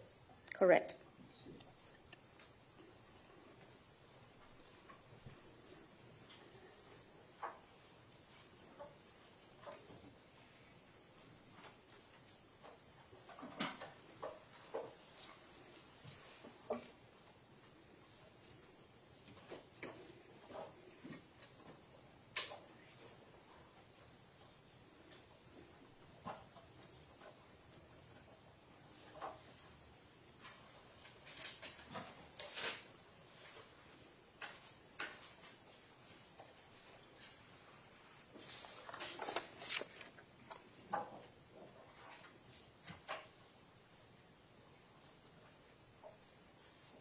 Showing you State's Exhibit 293.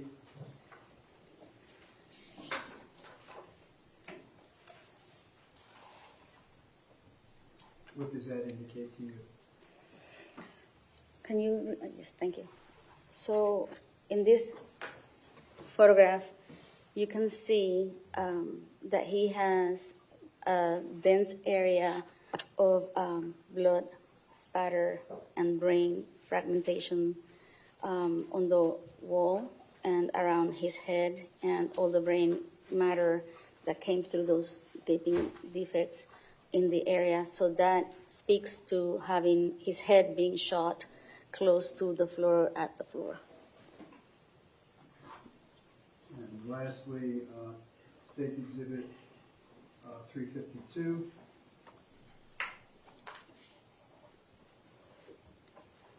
So he had, you can see on the x-ray the snowstorm, but I was able to collect 2 larger fragments of projectile from the head. Okay, and State's Exhibit 353.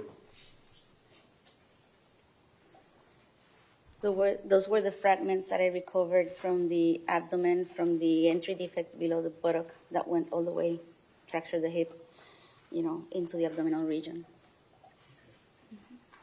Thank you, Doctor. Thank you, Your Honor. I have no further questions of Dr. Sneed. Spence, do you have any questions? No, ma'am. Thank you, Mary. Thank you. And that's all we have today. Okay.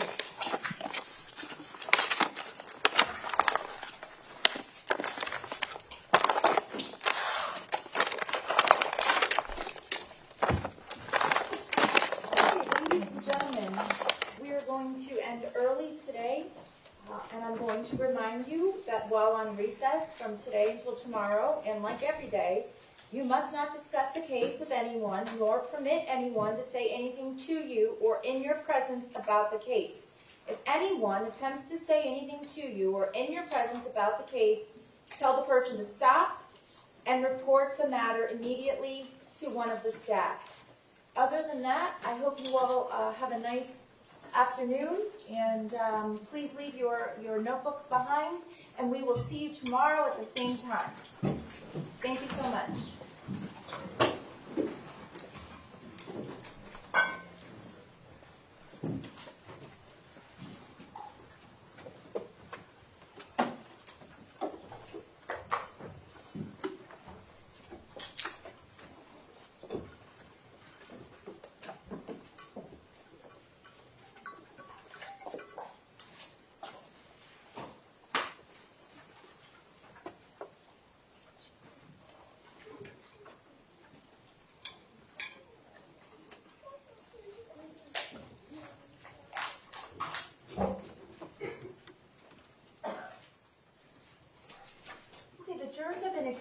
all may be seated.